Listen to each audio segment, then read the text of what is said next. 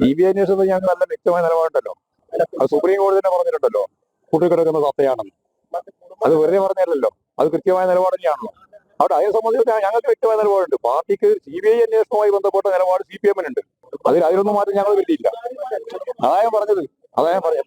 മലയാളത്തിലെ ഞാൻ പറഞ്ഞത്, CBI അന്വേഷണമാണ് എല്ലാറ്റിന്റെയും അവസാനം എന്ന് പറയുന്ന വാക്ക് ഞങ്ങൾ ഒരിക്കലും അംഗീകരിച്ചില്ല. ഇന്നലെയും അംഗീകരിച്ചില്ല, ഇന്നും അംഗീകരിച്ചില്ല, നാളെയും അംഗീകരിക്കില്ല. കാരണം അത് സുപ്രീം കോടതി തന്നെ പറഞ്ഞതുപോലെ കൂട്ടിൽ കിടക്കുന്ന തത്തയാണ്. എന്തും പറയിപ്പിക്കാം, എന്തും ചെയ്യിപ്പിക്കാം. കേന്ദ്ര ഗവൺമെന്റ് എന്താണോ ഉദ്ദേശിക്കുന്നത് അതിലേക്ക് കാര്യങ്ങൾ നീക്കുന്നതാണ് CBI. അതിന്റെ ഭാഗം തന്നെയാണ് ED, അതിന്റെ ഭാഗം തന്നെയാണ് IT. ഇതൊക്കെ ഞങ്ങൾ ആദ്യം പറഞ്ഞുകൊണ്ടിരുന്നതാണ്. അതിലൊന്നും ഞങ്ങൾ എന്തൊക്കെ മാറ്റം വരുത്തി ഞങ്ങൾ ധരിക്കണ്ടേ. അന്വേഷണ സംഘത്തിന്റെ ഇപ്പോഴത്തെ പ്രവൃത്തിയെ സംബന്ധിച്ചോളം വേണ്ടത്ര ജാഗ്രതയില്ല. ആളുകൾക്ക് അവിശ്വസിക്കാനേ കഴിയത്തുള്ളൂ. ആ കത്തിനെ സംബന്ധിച്ച് മുഖ്യമന്ത്രി ഓഫീസ് കിട്ടിയെന്ന് പറയണം. സാമൂഹ്യ മനസാക്ഷിയെ നടുക്കിയ ഈ ദാരുണ സംഭവം, അതിൽ ഞങ്ങൾ കുടുംബത്തോടൊപ്പം ഉണ്ടാകും എന്നൊരു പ്രതീതി സൃഷ്ടിക്കാനാണ് ഇത്രയും ദിവസം അവർ പരിശ്രമിച്ചത്. ഇപ്പോൾ ആ കുടുംബത്തിന് എല്ലാ കാര്യങ്ങളും ബോധ്യമായിട്ടുണ്ട്. അതുകൊണ്ടാണ് അവർ അവസാനത്തെ ഒരു ആശ്രയം എന്നുള്ള നിലയിൽ ബഹുമാനപ്പെട്ട ഹൈക്കോടതിയെ സമീപിക്കുന്നത്. നീതിപീഠം തീർച്ചയായിട്ടും കണ്ണു തുറക്കും എന്നുള്ള പ്രതീക്ഷയാണ് അവർക്കുള്ളത്. ഇത്രയും കാലം അവരെ വഞ്ചിച്ച സർക്കാരും മുഖ്യമന്ത്രിയും CPM എല്ലാം നടത്തിയ കള്ളക്കളികൾ അവർക്ക് ബോധ്യമായതുകൊണ്ടാണ് ഞങ്ങൾ വീണ്ടും അവരെ വന്ന് കണ്ടത്.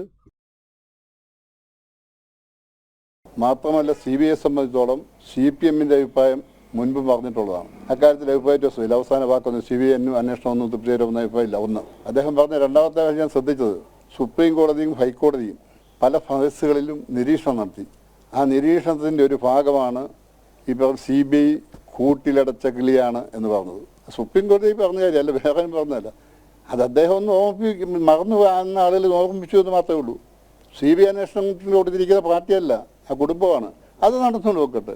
അതിനകത്ത് സംബന്ധിച്ച് ചോദിച്ചപ്പോൾ ഇതാണ് പറഞ്ഞത്. കാരണം CBI എന്ന് പറഞ്ഞാൽ എല്ലാം തികഞ്ഞ അന്വേഷണ ഏജൻസി അല്ല എന്ന് സുപ്രീം കോടതി പറഞ്ഞിരിക്കുന്നു, ഹൈക്കോടതി പറഞ്ഞിരിക്കുന്നു. അതാണ് ഉദ്ദേശിച്ചത്. മറ്റേ അന്വേഷണം സംബന്ധിച്ച അന്വേഷണം കോടതി ഉത്തരവിട്ടുന്ന അന്വേഷണം നടക്കട്ടെ എന്നേ പറഞ്ഞുള്ളൂ. അല്ല മറ്റു ദുരുദ്ദേശം അതിനകത്തുണ്ടായി എന്ന് എനിക്ക് തോന്നുന്നില്ല. എൻ്റെ ഒരു വിലയിരുത്തലാണത്. നമസ്തേ, ജനൻ ഡിബേറ്റിലേക്ക് സ്വാഗതം. ഒടുവിൽ നവീൻ ബാബുവിന്റെ കുടുംബം ചതിക്കപ്പെട്ടിരിക്കുന്നു. നവീൻ ബാബുവിന്റെ മരണവാർത്ത അറിഞ്ഞതു മുതൽ ഒപ്പമുണ്ടെന്ന് ആവർത്തിച്ചു പറഞ്ഞ ആ കുടുംബത്തിന്റെ പ്രിയപ്പെട്ട പ്രസ്ഥാനം പുറങ്കാൽ കൊണ്ട് തൊഴിച്ചിരിക്കുകയാണ്. നവീൻ ബാബു മരിച്ച് 1.5 മാസം പിന്നിട്ടപ്പോൾ ഭാര്യ മഞ്ജുഷ എല്ലാ പ്രതീക്ഷയുമറ്റ് ഹൈക്കോടതിയെ സമീപിച്ചിരിക്കുന്നു. ഇനി പ്രതീക്ഷ CBI-യിൽ മാത്രമെന്ന് പറയുകയാണ് മഞ്ജുഷ. PP ദിവ്യയെയും കൂട്ടാളികളെയും സംരക്ഷിക്കാൻ CPM-ഉം സർക്കാരും നടത്തിയ കള്ളക്കളികൾ നവീൻ ബാബുവിന്റെ കുടുംബം തിരിച്ചറിഞ്ഞപ്പോഴാണ് അവർ കോടതിയെ സമീപിച്ചത് എന്ന് വ്യക്തമാവുകയാണ്. കുടുംബത്തിനൊപ്പമെന്ന് ആവർത്തിച്ചുകൊണ്ടിരുന്ന പാർട്ടി CBI അന്വേഷണമെന്ന ആവശ്യത്തെ നിരാകരിക്കുമ്പോൾ ഉയരുന്ന ചോദ്യങ്ങൾ നിരവധിയാണ്. ജനൻ ഡിബേറ്റ് ഈ വിഷയം ചർച്ച ചെയ്യുമ്പോൾ അതിഥികളായി പങ്കെടുക്കുന്നത് BJP പ്രതിനിധി അഡ്വക്കേറ്റ് S. സുരേഷ്, ഇടത് നിരീക്ഷകൻ റെജി ലൂക്കോസ്, RMPയെ പ്രതിനിധീകരിച്ച് PJ Monsy, retired SP Zacharia George എന്നിവരാണ് ഈ ചർച്ചയെ സമ്പന്നമാക്കാൻ ഈ ഫ്ലോറിൽ എത്തിയിരിക്കുന്നത്. ആദ്യം ശ്രീ റെജി ലൂക്കോസ്, ഇടത് നിരീക്ഷകനിലേക്കാണ് പോകുന്നത്. ശ്രീ റെജി ലൂക്കോസ്, ഇപ്പോൾ ADM നവീൻ ബാബു മരിച്ചിട്ട് ഇപ്പോൾ 1.5 മാസം പിന്നിട്ടിരിക്കുകയാണ്.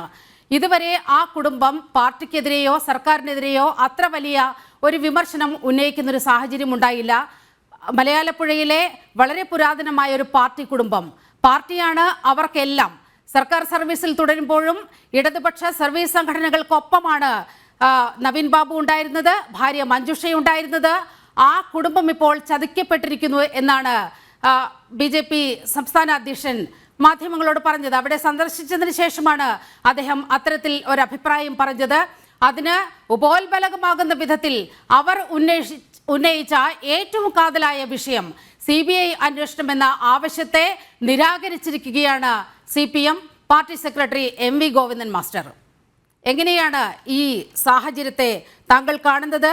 ചതിക്കപ്പെട്ടോ നവീൻ ബാബുവിന്റെ കുടുംബം? ആദ്യം പറയാനുള്ളത്, BJP സംസ്ഥാന പ്രസിഡന്റ് ബഹുമാനപ്പെട്ട K. സുരേന്ദ്രൻ അതിലപ്പുറം ഒന്നും പറയാൻ പറ്റത്തില്ല. അതായത് അങ്ങനെ പറയാൻ പറ്റുള്ളൂ.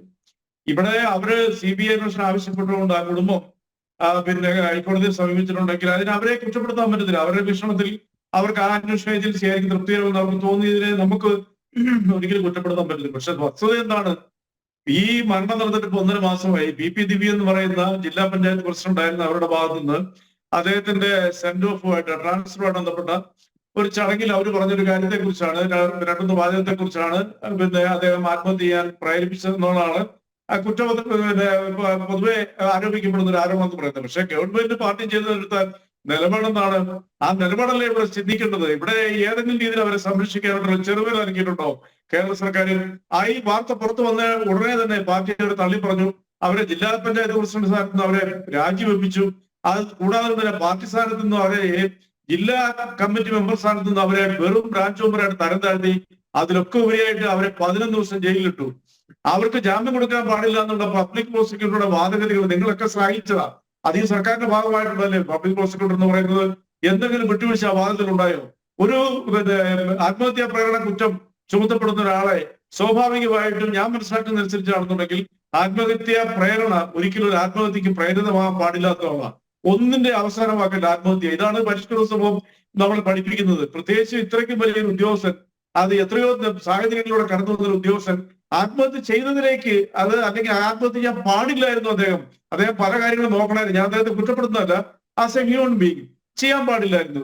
പക്ഷേ ഒരുപക്ഷെ അദ്ദേഹത്തിന് മാനസിക പ്രശ്നം സംഭവിച്ച് വാദത്തിന് വേണ്ടി നമുക്ക് വേണം അംഗീകരിക്കാതെ ആത്മഹത്യ ചെയ്യുന്നുള്ളവരും. പക്ഷെ അതിനെതിരെയുള്ള സർക്കാരിന്റെ നടപടി അത് വളരെ ശക്തമായിരുന്നു. ഇവിടെ ഇതിനൊക്കെ മുമ്പൊക്കെ എത്രയോ ഉദ്യോഗസ്ഥന്മാർ ആത്മഹത്യ ചെയ്തിരിക്കുന്നു, എത്രയോ പോലീസ് ഉദ്യോഗസ്ഥന്മാർ തൂങ്ങിച്ചെത്തിരിക്കുന്നു, എത്രയോ ഉദ്യോഗസ്ഥന്മാർ പല രീതിയിലുള്ള പിന്നെ വ്യക്തിഗതകൾക്ക് നിരപ്പായിട്ടുണ്ട്. അവരാരെങ്കിലും പോയി ആത്മഹത്യ ചെയ്തിട്ടുണ്ടോ?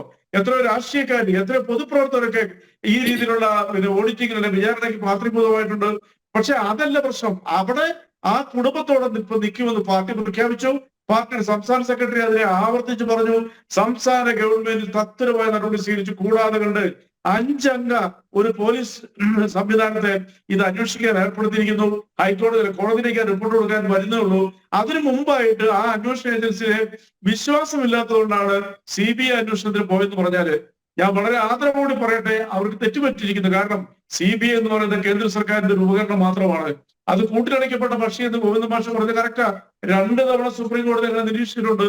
അങ്ങനെ കേന്ദ്ര സർക്കാരിന്റെ നിയന്ത്രണത്തിലുള്ള ഒരു അന്വേഷണ ഏജൻസി CBI ഇതുവരെ ക്രെഡിബിലിറ്റി തെളിയിക്കാത്ത ഈ രാജ്യത്തെ ഈ അന്വേഷണ ഏജൻസി ഈ കേസ് അന്വേഷിച്ചാൽ വെറും രാഷ്ട്രീയ പകപോക്കലിന് അത് ഉപകരിക്കുമെന്നല്ലാതെ കൊണ്ട് ആ നവീൻ ബാബുവിന്റെ കുടുംബത്തിന് പിന്നെ നീതി കിട്ടുമെന്ന് ഒരു കാരണവശാലും CBIയെ കുറിച്ച് അറിയാവുന്ന ആരും വിശ്വസിക്കുന്നില്ല. ഇതാണ് എന്റെ വസ്തുത എന്ന് പറയുന്നത്. പിന്നെ അവരെ സംബന്ധിച്ച് ഞാൻ അവരെ കുറ്റപ്പെടുത്തില്ല. കാരണം സ്വന്തം ഭർത്താവ് നഷ്ടപ്പെട്ട ഒരു ഭാര്യ, 2 പെൺകുഞ്ഞുങ്ങള്, അവർക്ക് നീതി കിട്ടണം. അത് നീതി കിട്ടിയേ പറ്റൂ. അത് നമ്മളൊക്കെ അന്ന് മുതൽ ആ നിലപാട് തന്നെയാ. ആ പക്ഷത്ത് നിന്നുകൊണ്ടാണ് ഈ പാർട്ടിയും സർക്കാരും ശക്തമായ ഇടപെടൽ നടത്തിക്കൊണ്ടിരിക്കുന്നത്. ശ്രീ റെജി ലൂക്കോസ്, അങ്ങ് ഇക്കാര്യങ്ങളൊക്കെ പറയുമ്പോഴും ആ കുടുംബത്തിന്റെ ആശങ്ക അതുപോലെ തന്നെ നിലനിൽക്കുകയാണ്. ഇപ്പോൾ പ്രത്യേക അന്വേഷണ സംഘത്തെയൊക്കെ നിയോഗിച്ചു. പക്ഷേ ആ അന്വേഷണത്തിൽ ഏതെങ്കിലും വിധത്തിലുള്ള പുരോഗതി ഉണ്ടെന്ന് ആ കുടുംബം വിശ്വസിക്കുന്നില്ല. അതുകൊണ്ടാണ് അവർ ഹൈക്കോടതിയെ സമീപിച്ചത്. ഇവിടുത്തെ അന്വേഷണ സംവിധാനത്തെ, സംസ്ഥാന സർക്കാരിന്റെ അന്വേഷണ സംവിധാനത്തെ, CPMന്റെ സംഘടനാ സംവിധാനത്തെ അവർക്ക് വിശ്വാസമില്ല. അതുകൊണ്ടാണ് അവർ ഹൈക്കോടതിയെ സമീപിച്ചത്. ഈ CPMന്റെ നേതാവ്, വനിതാ നേതാവ് പ്രതിയായ കേസിൽ ആ പ്രതിയെ സംരക്ഷിക്കാനുള്ള നടപടികൾ പോലീസിന്റെ ഭാഗത്തു നിന്നുണ്ടാകുന്നു, സർക്കാരിന്റെ ഭാഗത്തു നിന്നുണ്ടാകുന്നു എന്ന് ആരോപിച്ചുകൊണ്ടാണ് മഞ്ജുഷ യഥാർത്ഥത്തിൽ ഹൈക്കോടതിയിൽ ഈ CBI അന്വേഷണത്തിന് വേണ്ടി ഹർജി ഫയൽ ചെയ്തിരിക്കുന്നത്. അതിൽ അതീവ ഗുരുതരമായ ആരോപണങ്ങളാണ് അവർ ഉന്നയിച്ചിരിക്കുന്നത്. ഒരു തരത്തിലുള്ള എല്ലാ തെളിവുകളും തേച്ചുമാച്ച് കളയാൻ പ്രതി തന്നെ പോലീസിനും സർക്കാരിന്റെ സംവിധാനങ്ങൾക്കും നിർദ്ദേശം നൽകുന്ന രീതിയിൽ പ്രതി തന്നെ മുന്നോട്ട് വരുന്നു എന്നതടക്കം വളരെ ഗുരുതരമായ പ്രശ്നങ്ങളാണ് ആ ഹർജിയിൽ ശ്രീമതി മഞ്ജുഷ ചൂണ്ടിക്കാട്ടിയിട്ടുള്ളത്. അല്ല മഞ്ജുഷ, അല്ല നിലുവ, നിങ്ങൾ ശ്രദ്ധിച്ചിട്ടുണ്ടായിരിക്കും ഇന്ന് ആ ഹൈക്കോടതി ഒരു കാര്യം പ്രത്യേകിച്ച് അവരോട് ചോദിച്ചിരുന്നു, വക്കീലിനോട് ചോദിച്ചിരിക്കുന്നു. ഇവര് ആ പരാതിയിൽ പറഞ്ഞിരിക്കുന്നത് കൊലപാതകമാണെന്നൊരു സംശയം അവർ പ്രകടിപ്പിച്ചിരിക്കുന്നു. കൊലപാതകമാണെന്നൊരു സംശയം പ്രകടിപ്പിക്കാനുള്ള കാരണം എന്താണെന്ന് അവർ ചോദിച്ചു. ബഹുമാനപ്പെട്ട കോടതി ആരാഞ്ഞിരിക്കുന്നു. അത് അവരുടെ വക്കീലിനോട് മറുപടി എന്താണെന്നുള്ളത് നമ്മൾക്ക് പബ്ലിക് ഡൊമൈനിൽ വന്നിട്ടില്ല. അപ്പോൾ നമ്മൾ മനസ്സിലാക്കേണ്ട വസ്തുത ഇതെങ്ങനെയാണ് കൊലപാതകത്തിലേക്ക് നയിക്കുന്നത്, കൊലപാതകമാണെന്നുള്ളത്. ഇതുവരെ കൊലപാതകമാണെന്നുള്ള ഒരു സംശയം ആ കുടുംബത്തിന്റെ ഭാഗത്ത് ഉണ്ടായിട്ടുള്ളതായിട്ട് എന്റെ അറിവിലില്ല. രണ്ടാമത്തെ കാര്യം, കുടുംബം CPM എന്ന് പറയുന്ന പാർട്ടിയെ സർക്കാരിനെ തള്ളിക്കളഞ്ഞതായിട്ടുള്ള നിങ്ങളുടെ വാർത്ത ശരിയല്ല. കാരണം കുടുംബത്തിന് മുമ്പിൽ മൈക്ക് നീട്ടിക്കൊണ്ട് പല CPM വിരുദ്ധ മാധ്യമങ്ങളും മരണപ്പെട്ട അന്ന് മുതൽ നിഷ്കരണം അവരോട് ചോദിച്ചു, CPM-നെതിരെ പരാതിയുണ്ടോ, സർക്കാരിനെതിരെ പരാതിയുണ്ടോ? അവരെല്ലാവരും ആ നിമിഷം അദ്ദേഹത്തിന്റെ പ്രിയപ്പെട്ട സഹോദരൻ, അദ്ദേഹത്തിന്റെ ഭാര്യ സഹിതം അദ്ദേഹത്തിന്റെ കുടുംബങ്ങളെല്ലാം പറഞ്ഞത് ഞങ്ങൾക്ക് സർക്കാരിന്റെ അവിശ്വാസമില്ല, പാർട്ടിയെ ഞങ്ങൾക്ക് അവിശ്വാസമില്ല. ആവർത്തിച്ച് ദിവസങ്ങളോട് അവർ പറഞ്ഞു. അപ്പൊ അവർക്ക് ഉത്തമ പക്ഷേ അവർ വളരെ ബോധ്യം കൃത്യമായ നിലപാട് മാറ്റിയിട്ടുണ്ട്. ഹൈക്കോടതിയിലടക്കം വളരെ ഗുരുതരമായ ആരോപണങ്ങൾ മുന്നോട്ട് വെച്ചിരിക്കുകയാണ്. ശ്രീ റെജി ലൂക്കോസ്, ഞാൻ അങ്ങയിലേക്ക് വരാം. അഡ്വക്കേറ്റ് സുരേഷ്, ഇക്കാര്യത്തിൽ റെജി ലൂക്കോസും CPM-ന്റെ പ്രതിനിധികളും എല്ലാം ആവർത്തിച്ച് പറയുന്നത്, സംസ്ഥാന സെക്രട്ടറി അടക്കം ആവർത്തിച്ച് പറയുന്നത്, ആ കുടുംബത്തോടൊപ്പമാണ് ഞങ്ങൾ, അന്ന് മുതൽ ഇന്ന് വരെ ആ കുടുംബത്തോടൊപ്പമാണ് എന്ന് പറയുന്നു. പക്ഷേ എന്താണ് സംഭവിച്ചതെന്ന് നമുക്കറിയാം. കണ്ണൂർ പാർട്ടി ഒരു ചേരിയിൽ നിൽക്കുന്നു, പത്തനംതിട്ട പാർട്ടി മറ്റൊരു ചേരിയിൽ നിൽക്കുന്നു. പക്ഷേ പത്തനംതിട്ട പാർട്ടി പോലും കുറച്ച് നാളുകളായി നിശബ്ദരാണ്. ഏറ്റവും ഒടുവിൽ മലയാളപ്പുഴ മോഹൻ പറഞ്ഞത് നോക്കൂ, ജുഡീഷ്യൽ അന്വേഷണമാണ് വേണ്ടത്. ആ കുടുംബത്തോടൊപ്പം നിന്ന വ്യക്തിയാണ്. അവസാനം പാർട്ടി സമ്മർദ്ദത്തിന് വഴിപ്പെട്ട് ബന്ധുവായ അദ്ദേഹത്തിന് പോലും വളരെ കൃത്യമായ ഒരു നിലപാട് നേരത്തെ പറഞ്ഞ ആർജവത്തോടെ സംസാരിക്കാൻ കഴിയുന്നില്ല. ഭയപ്പെടുകയില്ലേ യഥാർത്ഥത്തിൽ ഇവരെല്ലാം? നീലിമ, ഇവിടെ എൻ്റെ ജ്യേഷ്ഠ സഹോദരൻ ശ്രീ റെജി ലൂക്കോസ് ഇപ്പോൾ ചോദിച്ചു, ഹൈക്കോടതി ഇന്ന് ചോദിച്ചു, എന്തുകൊണ്ടാണ് നിങ്ങൾക്ക് കൊലപാതകമാണ് എന്ന് നിങ്ങൾക്ക് പറയാൻ കാരണമെന്ത് എന്ന് ചോദിച്ചു എന്നുള്ളതാണ് ശ്രീ റെജി ലൂക്കോസ് ഉയർത്തിയ ഏറ്റവും വലിയൊരു വാദം.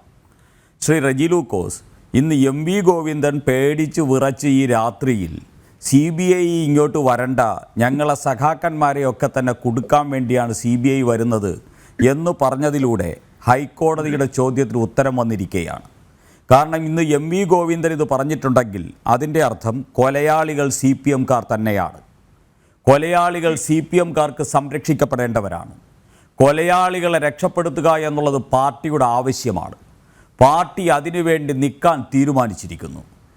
മുമ്പ് TP ജയചന്ദ്രൻ കേസിലും അതോടൊപ്പം തന്നെ ജയകൃഷ്ണൻ മാസ്റ്ററുടെ കേസിലും അതുപോലെ തന്നെ തലശ്ശേരി കൊലപാതകത്തിലും ഒക്കെ CPM നടത്തിയ കൊലപാതകങ്ങളിൽ പാർട്ടി എടുത്ത നിലപാടിന് സമാനമായിട്ടുള്ളൊരു നിലപാട് ഈ നവീൻ ബാബുവിൻ്റെ കൊലപാതകവുമായിട്ട് ബന്ധപ്പെട്ട് MV ഗോവിന്ദൻ മാർക്സിസ്റ്റ് പാർട്ടിക്ക് എടുക്കേണ്ടി വന്നിരിക്കുന്നു എന്ന് പറഞ്ഞാൽ കൊന്നത് നിങ്ങളാണ്, കൊന്നത് CPM ആണ്, പിണറായി വിജയൻ്റെ പാർട്ടിയാണ് എന്നതിന് ഇതിലപ്പുറം മറ്റൊരു തെളിവ് ഇനി ഈ കേരളത്തിൽ കഴിഞ്ഞ 60-70 വർഷമായിട്ട് കമ്മ്യൂണിസ്റ്റ് പാർട്ടിയെ അറിയാവുന്ന കേരളത്തിലെ ജനതയ്ക്ക്, ഹൈക്കോടതിക്ക് ഇതിനപ്പുറം ഒരു തെളിവ് ആവശ്യമില്ല. മിസ്റ്റർ റെജി ലൂക്കോസ്, ഒരാവശ്യമില്ല. നിങ്ങളുടെ ഈ കേസിനെ സംബന്ധിച്ച് നിങ്ങൾ പറഞ്ഞു, നിങ്ങൾ ഈ 35 ഈ ഏകദേശം 45 ദിവസം കൊണ്ട് എന്ത് അന്വേഷണമാണ് നടത്തിയത്? നിങ്ങൾ ഇന്ന് കഴിഞ്ഞ ദിവസം ഒരു പത്രം, ഇവിടുത്തെ റവന്യൂ വകുപ്പ് ജോയിൻറ്റ് കമ്മീഷണർ ഒരു അന്വേഷണം നടത്തി. ആ അന്വേഷണം സത്യസന്ധമായിട്ടുള്ളൊരു അന്വേഷണമായിരുന്നു. റവന്യൂ വകുപ്പ് മന്ത്രിയും ഈ നമ്മുടെ നവീൻ ബാബുവിനെ ഒരു അഴിമതിക്കാരനല്ലെന്നും സത്യസന്ധനായ ഉദ്യോഗസ്ഥനാണെന്നും വളരെ കർക്കശനായിട്ടുള്ള ഉദ്യോഗസ്ഥനാണ് എന്നും വാഴ്ത്തി. അതിനെ തുടർന്ന് ഒരു അന്വേഷണവും നടന്നു. ആ അന്വേഷണത്തിലും നവീൻ ബാബു മാന്യനാണെന്നും അഴിമതിക്കാരനല്ല എന്നും തെളിഞ്ഞു. അതിനെ സംബന്ധിച്ചുള്ള അന്വേഷണ റിപ്പോർട്ട് ചോദിച്ചപ്പോൾ പിണറായി വിജയൻ്റെ ആഭ്യന്തര വകുപ്പ് പറയുന്നത് തരാൻ പറ്റില്ല എന്ന് പറയുന്നു. എന്തുകൊണ്ട് തരാൻ പറ്റില്ല? നിങ്ങൾക്ക് ആരെയാണ് സംരക്ഷിക്കേണ്ടത്? PP ദിവ്യ എന്ന് പറയുന്ന നിങ്ങളുടെ ജില്ലാ പഞ്ചായത്ത് പ്രസിഡന്റിനെയാണോ? അതോ അന്ന് ഡ്രൈവർ കൊണ്ട് ക്ഷേത്രമുറ്റത്ത് വിട്ടുപോയ നവീൻ ബാബുവിനെ ആ ക്ഷേത്രമുറ്റത്ത് വിട്ടതിന് ശേഷം പിന്നെ ആ രാത്രി എന്ത് സംഭവിച്ചു എന്ന് ഇന്നേ വരെ ഒരു തുമ്പും കണ്ടെത്താൻ കഴിയാത്ത കേരളത്തിലെ പോലീസിനെയാണോ നിങ്ങൾ സംരക്ഷിക്കാൻ പോകുന്നത്? ആ ഓട്ടോ ഡ്രൈവർ, ഒരു ഓട്ടോക്കാരൻ കൊണ്ടുപോയി എന്ന് പറഞ്ഞ ആ ഓട്ടോ ഡ്രൈവറെ കുറിച്ച് ഈ കേരളത്തിലെ നിങ്ങളുണ്ടാക്കിയ SITക്ക് ഇതുവരെ അന്വേഷിച്ച് കണ്ടെത്താൻ ഒന്നല്ല 3 ഓട്ടോറിക്ഷകളിൽ സഞ്ചരിച്ചു. 3 പ്രാവശ്യം അങ്ങോട്ടും ഇങ്ങോട്ടും ക്വാർട്ടേഴ്സിലേക്കും റെയിൽവേ സ്റ്റേഷനിലേക്കും 3 തവണ സഞ്ചരിച്ചു എന്നാണ് പോലീസ് തന്നെ പറഞ്ഞിട്ടുള്ളത്. അത്തരത്തിൽ ഏതെങ്കിലും വിധത്തിലുള്ള അന്വേഷണമോ CCTV ദൃശ്യങ്ങളോ ഒന്നും തന്നെ SIT കണ്ടെടുത്തിട്ടില്ലല്ലോ. മാത്രമല്ല, ഈ MV ഗോവിന്ദൻ പറഞ്ഞതിന് മുമ്പിൽ MV ജയരാജൻ മറ്റൊരു കാര്യം പറഞ്ഞു. അവിടുത്തെ നിങ്ങളുടെ ജില്ലാ സെക്രട്ടറി എന്താ പറഞ്ഞത്? കൈക്കൂലി വാങ്ങുന്നവനും ആണെന്നും അല്ലെന്നുമുള്ള 2 അഭിപ്രായമുണ്ട്, അതുകൊണ്ട് വിശദമായ അന്വേഷണം നടക്കണം എന്ന് പറഞ്ഞാൽ എന്താണ് എൻ്റെ അർത്ഥം? PP ദിവ്യ കൈക്കൂലി വാങ്ങിയവനാണ് എന്ന് പറഞ്ഞിരിക്കുന്നു, പൊതുസമൂഹം മുഴുവൻ കൈക്കൂലിക്കാരനല്ല എന്ന് പറഞ്ഞിരിക്കുന്നു. അപ്പോൾ അവിടുത്തെ പാർട്ടിയുടെ ജില്ലാ സെക്രട്ടറി പറയുന്നു PP ദിവ്യ കൈക്കൂലിക്കാരനാണെന്ന് പറഞ്ഞിരിക്കുമ്പോൾ ഒരു വിശദമായ അന്വേഷണം വേണം. കേരളത്തിലെ പിണറായി വിജയൻ സർക്കാർ വിശദമായ അന്വേഷണം നടത്തിയിട്ട് എന്താണ് തെളിയിക്കപ്പെടാൻ പോകുന്നത് എന്ന് മഞ്ജുഷ ഇന്ന് കേരളത്തിലെ ഹൈക്കോടതി, ബഹുമാനപ്പെട്ട ഹൈക്കോടതിയിൽ കൊടുത്തിരിക്കുന്ന ആ പരാതിയുടെ 11ാമത്തെ പേജിൽ വളരെ വ്യക്തമായിട്ട് പറഞ്ഞിരിക്കുന്നു. എന്താ പറഞ്ഞിരിക്കുന്നത്? ഇത് ഇങ്ങനെ വേണമെന്ന് പറയുന്നത് ഇവിടുത്തെ പോലീസ് പ്രതിയെ പിടിക്കാനല്ല, എൻ്റെ ഭർത്താവിനെ അഴിമതിക്കാരനാക്കാൻ വേണ്ടിയുള്ള തെളിവാണ് ശേഖരിച്ചുകൊണ്ടിരിക്കുന്നത്. ഈ കേസിലെ ഉത്തരവാദികളെ സംരക്ഷിക്കാൻ വേണ്ടിയാണ് ഈ സർക്കാർ പരിശ്രമിച്ചുകൊണ്ടിരിക്കുന്നത്. എൻ്റെ ഭർത്താവിനെ അഴിമതിക്കാരനാക്കാൻ വേണ്ടിയാണ് പരിശ്രമിച്ചുകൊണ്ടിരിക്കുന്നത് എന്ന് പറഞ്ഞിരിക്കുന്നത് നിങ്ങളുടെ തന്നെ റവന്യൂ വകുപ്പിലെ തഹസീൽദാർ തലത്തിൽ ഉദ്യോഗം വഹിക്കുന്ന ഈ നവീൻ ബാബുവിൻ്റെ ഭാര്യയാണ്, മഞ്ജുഷയാണ്. അപ്പോൾ മഞ്ജുഷ എന്ന് പറയുന്ന നവീൻ ബാബുവിൻ്റെ കമ്മ്യൂണിസ്റ്റ് കുടുംബമായിട്ടുള്ള നവീൻ ബാബുവിന് കമ്മ്യൂണിസ്റ്റ് പാർട്ടിയിലുള്ള വിശ്വാസം നഷ്ടപ്പെട്ടിരിക്കുന്നു, പിണറായി വിജയനിലുള്ള വിശ്വാസം നഷ്ടപ്പെട്ടിരിക്കുന്നു, ഈ സംസ്ഥാന സർക്കാരിലുള്ള വിശ്വാസം നഷ്ടപ്പെട്ടിരിക്കുന്നു, അതോടൊപ്പം തന്നെ ഇവിടുത്തെ പോലീസ് സംവിധാനത്തിലുള്ള വിശ്വാസം നഷ്ടപ്പെട്ടിരിക്കുന്നു. നിങ്ങളെല്ലാവരും കൊലയാളികളുടെ ഭാഗത്താണ് എന്ന് നവീൻ ബാബുവിൻ്റെ ഭാര്യ പാർട്ടി കുടുംബത്തിന്, പാർട്ടി സംവിധാനത്തിലും സർക്കാരിലുമുള്ള എല്ലാ വിശ്വാസവും നഷ്ടപ്പെട്ടിരിക്കുകയാണ്. ശ്രീ സക്കറിയ ജോർജ്, ഒട്ടേറെ വലിയ ദുരൂഹതകൾ ഈ കുടുംബം മുന്നോട്ട് വെക്കുകയാണ്. ഒന്ന്, ആദ്യമേ തന്നെ പറയുന്നതാണ് ഇൻക്വസ്റ്റിന്റെ കാര്യത്തിൽ ബന്ധുക്കൾ ഇല്ലാതെ ഇൻക്വസ്റ്റ് നടത്തരുത് എന്ന നിയമം ഇവിടെ ലംഘിക്കപ്പെട്ടിരിക്കുകയാണ്. മറ്റൊന്ന്, കുടുംബം ആവർത്തിച്ചാവശ്യപ്പെട്ടതാണ് കണ്ണൂരിൽ അദ്ദേഹത്തിന്റെ മൃതദേഹം പോസ്റ്റ്മോർട്ടം ചെയ്യരുതെന്ന്. പക്ഷേ ഇത് രണ്ടും കണക്കാക്കപ്പെട്ടില്ല. പരിയാരം മെഡിക്കൽ കോളേജിലാണ് പോസ്റ്റ്മോർട്ടം നടത്തുന്ന സാഹചര്യമുണ്ടായത്. രാവിലെ 8 മണിക്ക് ഒരു റവന്യൂ ഉദ്യോഗസ്ഥനാണ് ഈ കുടുംബത്തെ വിവരങ്ങൾ വിളിച്ചറിയിക്കുന്നത്. പിന്നീട് അങ്ങോട്ട് ഒരു കമ്മ്യൂണിക്കേഷനും ഉണ്ടാകാത്ത സ്ഥിതി വരികയാണ്. വളരെ കൃത്യമായ കുടുംബം അക്കമിട്ട് നിരത്തിയിരിക്കുകയാണ്. ഇന്ന കാരണങ്ങൾ കൊണ്ട് നവീൻ ബാബുവിൻ്റേത് ആത്മഹത്യയല്ല, കൊന്ന് കെട്ടിത്തൂക്കിയതാണോ എന്ന് ഞങ്ങൾ സംശയിക്കുന്നു. ഇതാണ് അവർ കോടതിയിൽ ഉന്നയിച്ചിരിക്കുന്നത്. പറഞ്ഞ കാര്യത്തോട് ഞാൻ യോജിക്കുന്നു. കാരണം ഇൻക്വസ്റ്റ് കണ്ടക്ട് ചെയ്യുമ്പോൾ അതിൻ്റെ KPF കേരള പോലീസ് ഫോംസ് 72 എന്ന് പറഞ്ഞതിനകത്ത് വ്യക്തമായി 9ാമത്തെ പിന്നെ ക്ലോസിനകത്ത് പറയുന്നുണ്ട്, by what relative body is recognised and their statement shortly given, blood relatives such as parents, brothers, sisters, always to be examined if there are any. ജീവിച്ചിരിക്കുവാണെങ്കിൽ അവരെ question ചെയ്യണം. ഇത് ചെയ്തിട്ടില്ല. എന്തായാലും വിധവയെ കൊണ്ടുവരാൻ പറ്റില്ല, കാര്യം ആ ട്രോമയിൽ ഷോക്കിനകത്ത് കഴിയുവാണ്. ഇത് ചെയ്യാത്ത പ്രകാരം ഉള്ള ഒരു ഇൻക്വസ്റ്റ് ആണെങ്കിൽ ദാറ്റ് ഈസ് ഇല്ലീഗൽ. ഇപ്പോഴത്തെ DGPക്ക് അദ്ദേഹം ഇത് കണ്ടിട്ടുണ്ടോ എന്ന് തന്നെ സംശയമാണ്. കാരണം എൻ്റെ ഒഫീഷ്യൽ കരിയറിൽ എനിക്ക് അദ്ദേഹമായിട്ട് വളരെയധികം ഇന്ററാക്ട് ചെയ്യാൻ അവസരം കിട്ടിയിട്ടുണ്ട്. അദ്ദേഹം ഒരു മെഡിയോക്കർ, ഒരു സാധാരണ ഓഫീസർ. ഇത് കേരളത്തിലെ ശക്തനായിരുന്ന ഒരു DGP ഉണ്ടായിരുന്നു, KJ ജോസഫ് സാറ്. അദ്ദേഹത്തിന്റെ ശ്രദ്ധയിലാണെങ്കിൽ ഈ ക്ലോസ് 9 പാലിച്ചിട്ടില്ലെങ്കിൽ ആ ഇൻക്വസ്റ്റ് നടത്തിയ സർക്കിൾ ഇൻസ്പെക്ടർ സസ്പെൻഷനിലും അദ്ദേഹത്തെ സർവീസിൽ നിന്ന് റിമൂവ് ചെയ്യാനുള്ള നടപടിക്രമങ്ങളും എടുക്കുമായിരുന്നു. അതോടെ ഇൻക്വസ്റ്റ് കംപ്ലീറ്റ് ഇൻവാലിഡ് ആയി പോയത്. ഇതെന്തുകൊണ്ട് ചെയ്തില്ല? പിന്നെ ഒരു സൂപ്പർ 5നെ വെച്ചെന്ന് പറയുന്നു, ഏതാ അന്വേഷിക്കാൻ.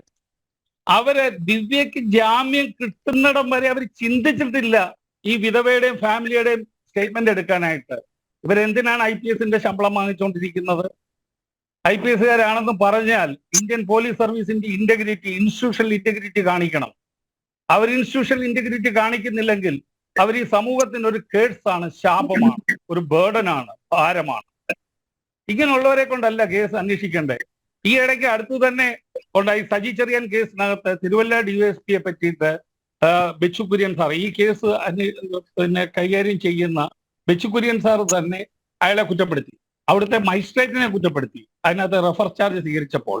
അപ്പൊ അദ്ദേഹം പറയുന്ന ഒരു ഹോളിസ്റ്റിക് മാനറിൽ വേണം ഇത് അന്വേഷിക്കാനായിട്ട്.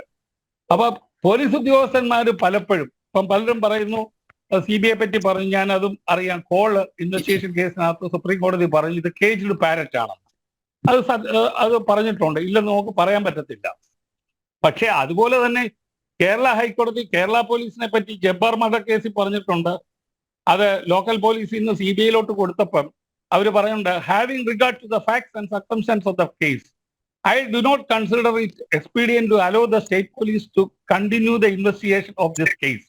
The political setup here is such that howsoever efficient the investigator may be, if those who masterminded the assassination of Jabbar have roots in the party in power, the real culprits are not going to be arraigned as accused in the case. It is not because there is dearth of good officers in the state police, but because they may be helpless in conducting a proper, impartial, bold, and foolproof investigation so as to bring the real assailants to justice. In order to instill confidence in the public, as also the near relatives of the deceased, I am of the view that the investigation of this case ought to be entrusted with a central agency, which is a premier investigation agency, which may not have any vested interest in the matter and may not be amenable to the local pressures. ഇത് നമ്മുടെ ഹൈക്കോടതി പറഞ്ഞതാണ്. Supreme കോടതി CBIയിലെ ഒരു കേസിനകത്ത് പറഞ്ഞാൽ ഇതും പ്രശ്നമാണ്. ഇപ്പം സജി ചെറിയാൻ കേസിനകത്ത് ബെച്ചുകുര്യൻ സാർ പറഞ്ഞത് ഇന്റഗ്രിറ്റി ഉള്ള ഒരു പോലീസ് ഉദ്യോഗസ്ഥനെ കണ്ടുപിടിച്ചേൽപ്പിക്കണം എന്നാ. ഇന്റഗ്രിറ്റി ഉള്ള ഓഫീസർമാരെ പറ്റി കഴിഞ്ഞ ദിവസം ഒരാൾ പറഞ്ഞു. അങ്ങനെ ഇവിടെ ഇന്റഗ്രിറ്റി ഉള്ള പോലീസ് ഓഫീസേഴ്സ് അല്ല പ്രശ്നം സർ.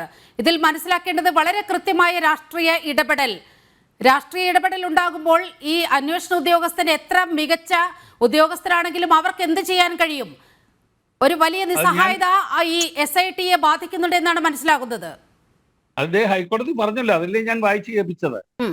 അതിനകത്ത് വ്യക്തമായിട്ട് ബഹുമാനപ്പെട്ട കേരള ഹൈക്കോടതി പറഞ്ഞേക്കുവാണ്. പിന്നെ ഇതിനേക്കാളും എല്ലാം ഉപരി ഒരു പൗരന്റെ അവകാശമാണ്. സുപ്രീം കോടതി അത് കാറ്റഗോറിക്കലായിട്ട് ഡിസൈഡ് ചെയ്തിട്ടുണ്ട്.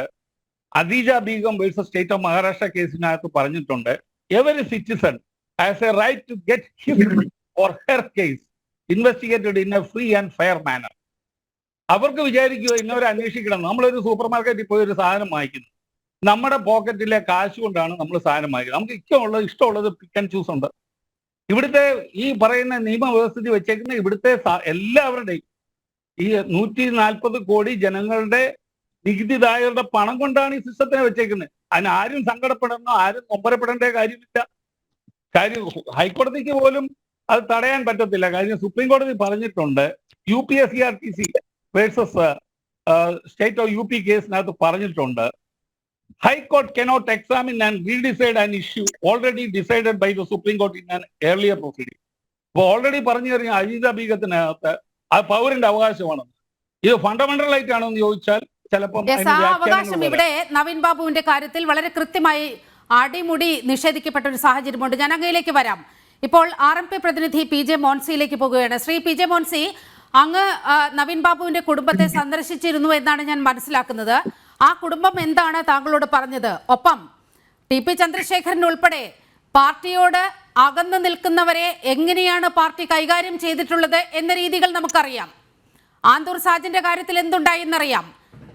ഉണ്ടായ കള്ളക്കഥകളെ കുറിച്ച് നമുക്കറിയാം. ഏറ്റവും ഒടുവിൽ നവീൻ ബാബുവിന്റെ കാര്യത്തിൽ നവീൻ ബാബു വലിയ അഴിമതിക്കാരനാണെന്നൊക്കെ വരുത്തി തീർക്കാൻ വലിയ ശ്രമമുണ്ടായി. പക്ഷേ അദ്ദേഹം ജോലി ചെയ്യുന്ന റവന്യൂ മന്ത്രി തന്നെ അത് നിരാകരിക്കുന്ന സ്ഥിതിയും ഉണ്ടായി. എങ്ങനെയാണ് ഈ വിഷയത്തിൽ RMP ഈ പ്രശ്നത്തെ കാണുന്നത്? എന്താണ് അങ്ങേക്ക് ആ വീട്ടിൽ പോയപ്പോൾ കിട്ടിയ ഒരു പ്രതികരണം?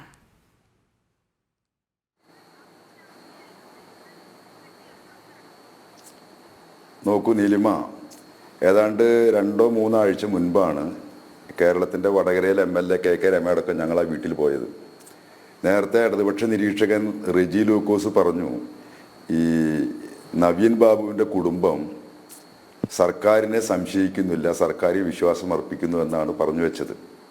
ഒരുപക്ഷെ കേരളത്തിലെ CPMൻ്റെ പ്രവർത്തകർ മുഴുവനും പറയുന്നത് അങ്ങനെയാണ്. നിർഭാഗ്യവശാൽ ആ വീട്ടിൽ ചെന്നപ്പോൾ ആ വീട്ടുകാരുടെ അവസ്ഥ ഞങ്ങൾക്ക് ബോധ്യപ്പെട്ട് നേരെ തിരിച്ചാണ്. അവരൊരു കെണിയിൽപ്പെട്ട അവസ്ഥയിലാണ്. കാരണം കേരളം ഭരിക്കുന്ന പ്രധാനപ്പെട്ട രാഷ്ട്രീയ പാർട്ടിയുടെ നേതാക്കന്മാർ മുഴുവൻ വീട്ടിൽ വന്ന് ഞങ്ങൾ നിങ്ങളുടെ കൂടെയാണെന്ന് പറയുന്നു. ഈവൻ ഗോവിന്ദൻ മാഷ് അടക്കം. അതിനകത്ത് ഗോവിന്ദൻ മാഷയുടെ സന്ദർശനത്തിന് ശേഷം നേരത്തെ ഇവിടെ സൂചിപ്പിച്ചതുപോലെ ഈ പത്തനംതിട്ടയിലെ പാർട്ടി അതുവരെ നവീൻ ബാബുവിൻ്റെ കുടുംബത്തോടൊപ്പം ആയിരുന്നു എന്ന് പറഞ്ഞിരുന്ന അല്പം പുറകോട്ട് പോയി. ഇപ്പം അതാ ഏതാണ്ട് പൂർണ്ണമായി പുറകോട്ട് പോയെന്നാണ് മനസ്സിലാകുന്നത്. അന്ന് ഞങ്ങൾ പോയപ്പോൾ ഞങ്ങളോടും ആ കുടുംബം പറഞ്ഞത് ഞങ്ങൾക്ക് കൃത്യമായിട്ട് സംശയമുണ്ട്, പക്ഷെ ഞങ്ങൾക്കതിപ്പോൾ പറയാൻ പറ്റില്ല. ഇത് കേരളത്തിലെ ഈ കുടുംബം ഒഴിച്ച് CPM ഒഴിച്ച് ബാക്കിയുള്ള മുഴുവൻ ആളുകൾക്കും അറിയാം. ഇത് 100% CPM നിലകൊള്ളുന്നത് PP ദീപയെ, അതായത് CPMൻ്റെ കണ്ണൂർ ജില്ലാ പഞ്ചായത്ത് പ്രസിഡൻ്റായിരുന്ന CPMൻ്റെ ജില്ലാ കമ്മിറ്റി അംഗമായിരുന്ന PP ദീപയെ രക്ഷിക്കാനാണ് ശ്രമിക്കുന്നത്. അതിനിടയ്ക്ക് നിർഭാഗ്യവശാൽ കേരളമാണെന്നും മാധ്യമങ്ങളുടെയും ജനങ്ങളുടെയും ഒക്കെ ഒരു പൊതുശ്രദ്ധ അല്ലെങ്കിൽ ജാഗ്രത ഈ വിഷയത്തിൽ വന്നതുകൊണ്ട് 3 തെരഞ്ഞെടുപ്പുകൾ ഈ കേരളത്തിൽ നടക്കുന്നു എന്നുള്ളത് കൊണ്ടും അവർക്ക് PP ദിവ്യ ആ സ്ഥാനങ്ങളിൽ നിന്നൊക്കെ മാറ്റേണ്ടി വന്നിട്ടുണ്ട്. അത് ശരിയാണ്. പക്ഷെ അവരിപ്പോഴും CPM ഇപ്പോഴും PP ദിവ്യയെ എന്ന് പറഞ്ഞാൽ വേട്ടക്കാരിയെ സംരക്ഷിക്കാനാണ് ശ്രമിക്കുന്നത്. അത് വളരെ ശരിയുമാണ്.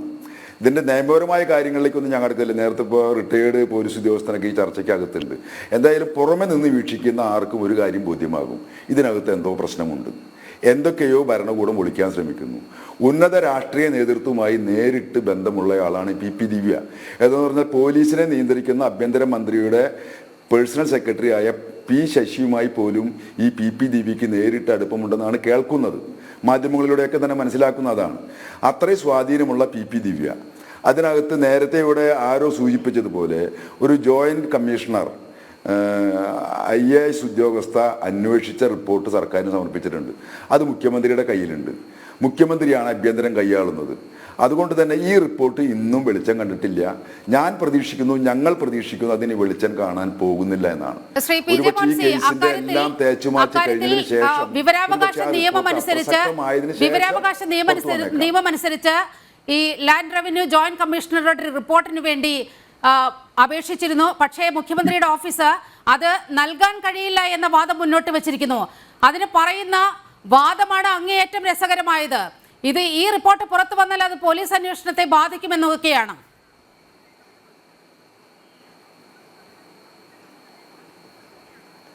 അതായത് ഇത്തരം ഒരുപാട് തൊഴിന്യായങ്ങൾ കേരളം മുൻപും നിരവധി തവണ കേട്ടിട്ടുണ്ട്. അങ്ങനെ ഒരുപാട് ഒറ്റപ്പെട്ട സംഭവങ്ങളും കേരളത്തിൽ ഉണ്ടായിട്ടുണ്ട്. ഏത് സംഭവം ഉണ്ടായാലും ഒറ്റപ്പെട്ട സംഭവമാണെന്ന് പറയാം. അത് നേരത്തെ നിങ്ങൾ തന്നെ സൂചിപ്പിച്ച ആന്തൂർ സാജൻ്റെ വിഷയമായാലും കൊള്ളാം, TP ചന്ദ്രശേഖരൻ്റെ വിഷയമായാലും കൊള്ളാം. TP ചന്ദ്രശേഖരൻ ആദ്യം ആ കൊലപാതകം ഏതോ മുസ്ലിം തീവ്രവാദ സംഘടനയുടെ മേലിൽ വെച്ച് കെട്ടാനാണ് ശ്രമിച്ചത്. മാഷാ അള്ള എന്ന സ്റ്റിക്കർ ഒട്ടിക്കുന്നത് അവിടെ നിന്നാണ്. പിന്നീട് കേരളത്തിന് മുഴുവൻ ബോധ്യമായി CPM ആണ് ഇതിൻ്റെ പ്രതികൾ. നേരിട്ട് പിണറായി വിജയനിലേക്ക് പോലും ആ കേസ് അന്വേഷണം നീളുന്നു എന്ന ഘട്ടത്തിലാണ് CPM എന്താ പറയുക ഒരു പ്രത്യേക രീതിയിലുള്ള വലിയ പ്രതിഷേധങ്ങൾക്ക് തുടക്കം കുറിച്ചതും ഒരു പ്രത്യേക ഘട്ടത്തിൽ അത് സെറ്റിൽ ചെയ്തു പോയി എന്നാണ് ഞങ്ങൾ പ്രതീക്ഷിക്കുന്നത്. അതിൻ്റെ എന്താ പറയുക മറ്റു വശങ്ങളിലേക്കൊന്നും ഞാൻ ഇവിടെ പോകുന്നില്ല. ഇവിടുത്തെ പ്രശ്നം നവീൻ ബാബു എന്ന് പറയുന്ന ഉദ്യോഗസ്ഥൻ ആത്മഹത്യ ചെയ്യാൻ ഒരു സാധ്യതയും കാണുന്നില്ല. ഇനി എങ്ങാനും ആത്മഹത്യ ചെയ്തതാണെങ്കിൽ അദ്ദേഹം ആ റെയിൽവേ സ്റ്റേഷനിൽ കാത്തു നിന്ന തൻ്റെ സ്വന്തം കുട്ടികളെ എന്താ പറയുക 2 പെൺകുട്ടികളെയും ഭാര്യയെയും പറ്റിക്കാൻ അവസാന ശ്രമം പോലും ശ്രമിക്കില്ല. അപ്പോൾ നമ്മൾ ഒരുപാട് മരണങ്ങളൊക്കെ കണ്ടിട്ടുണ്ട്. ഇത്തരം മരണമുണ്ടാകുമ്പോൾ മിനിമം ഒരു എന്താ പറയുക മരിക്കുന്നതിന് മുൻപ് ഒരു കത്തൊക്കെ എഴുതി വയ്ക്കാൻ സാധ്യതയുണ്ട്. ഇവിടെ അതില്ല. അത് ഉണ്ടോ ഇല്ലയോ ഇപ്പം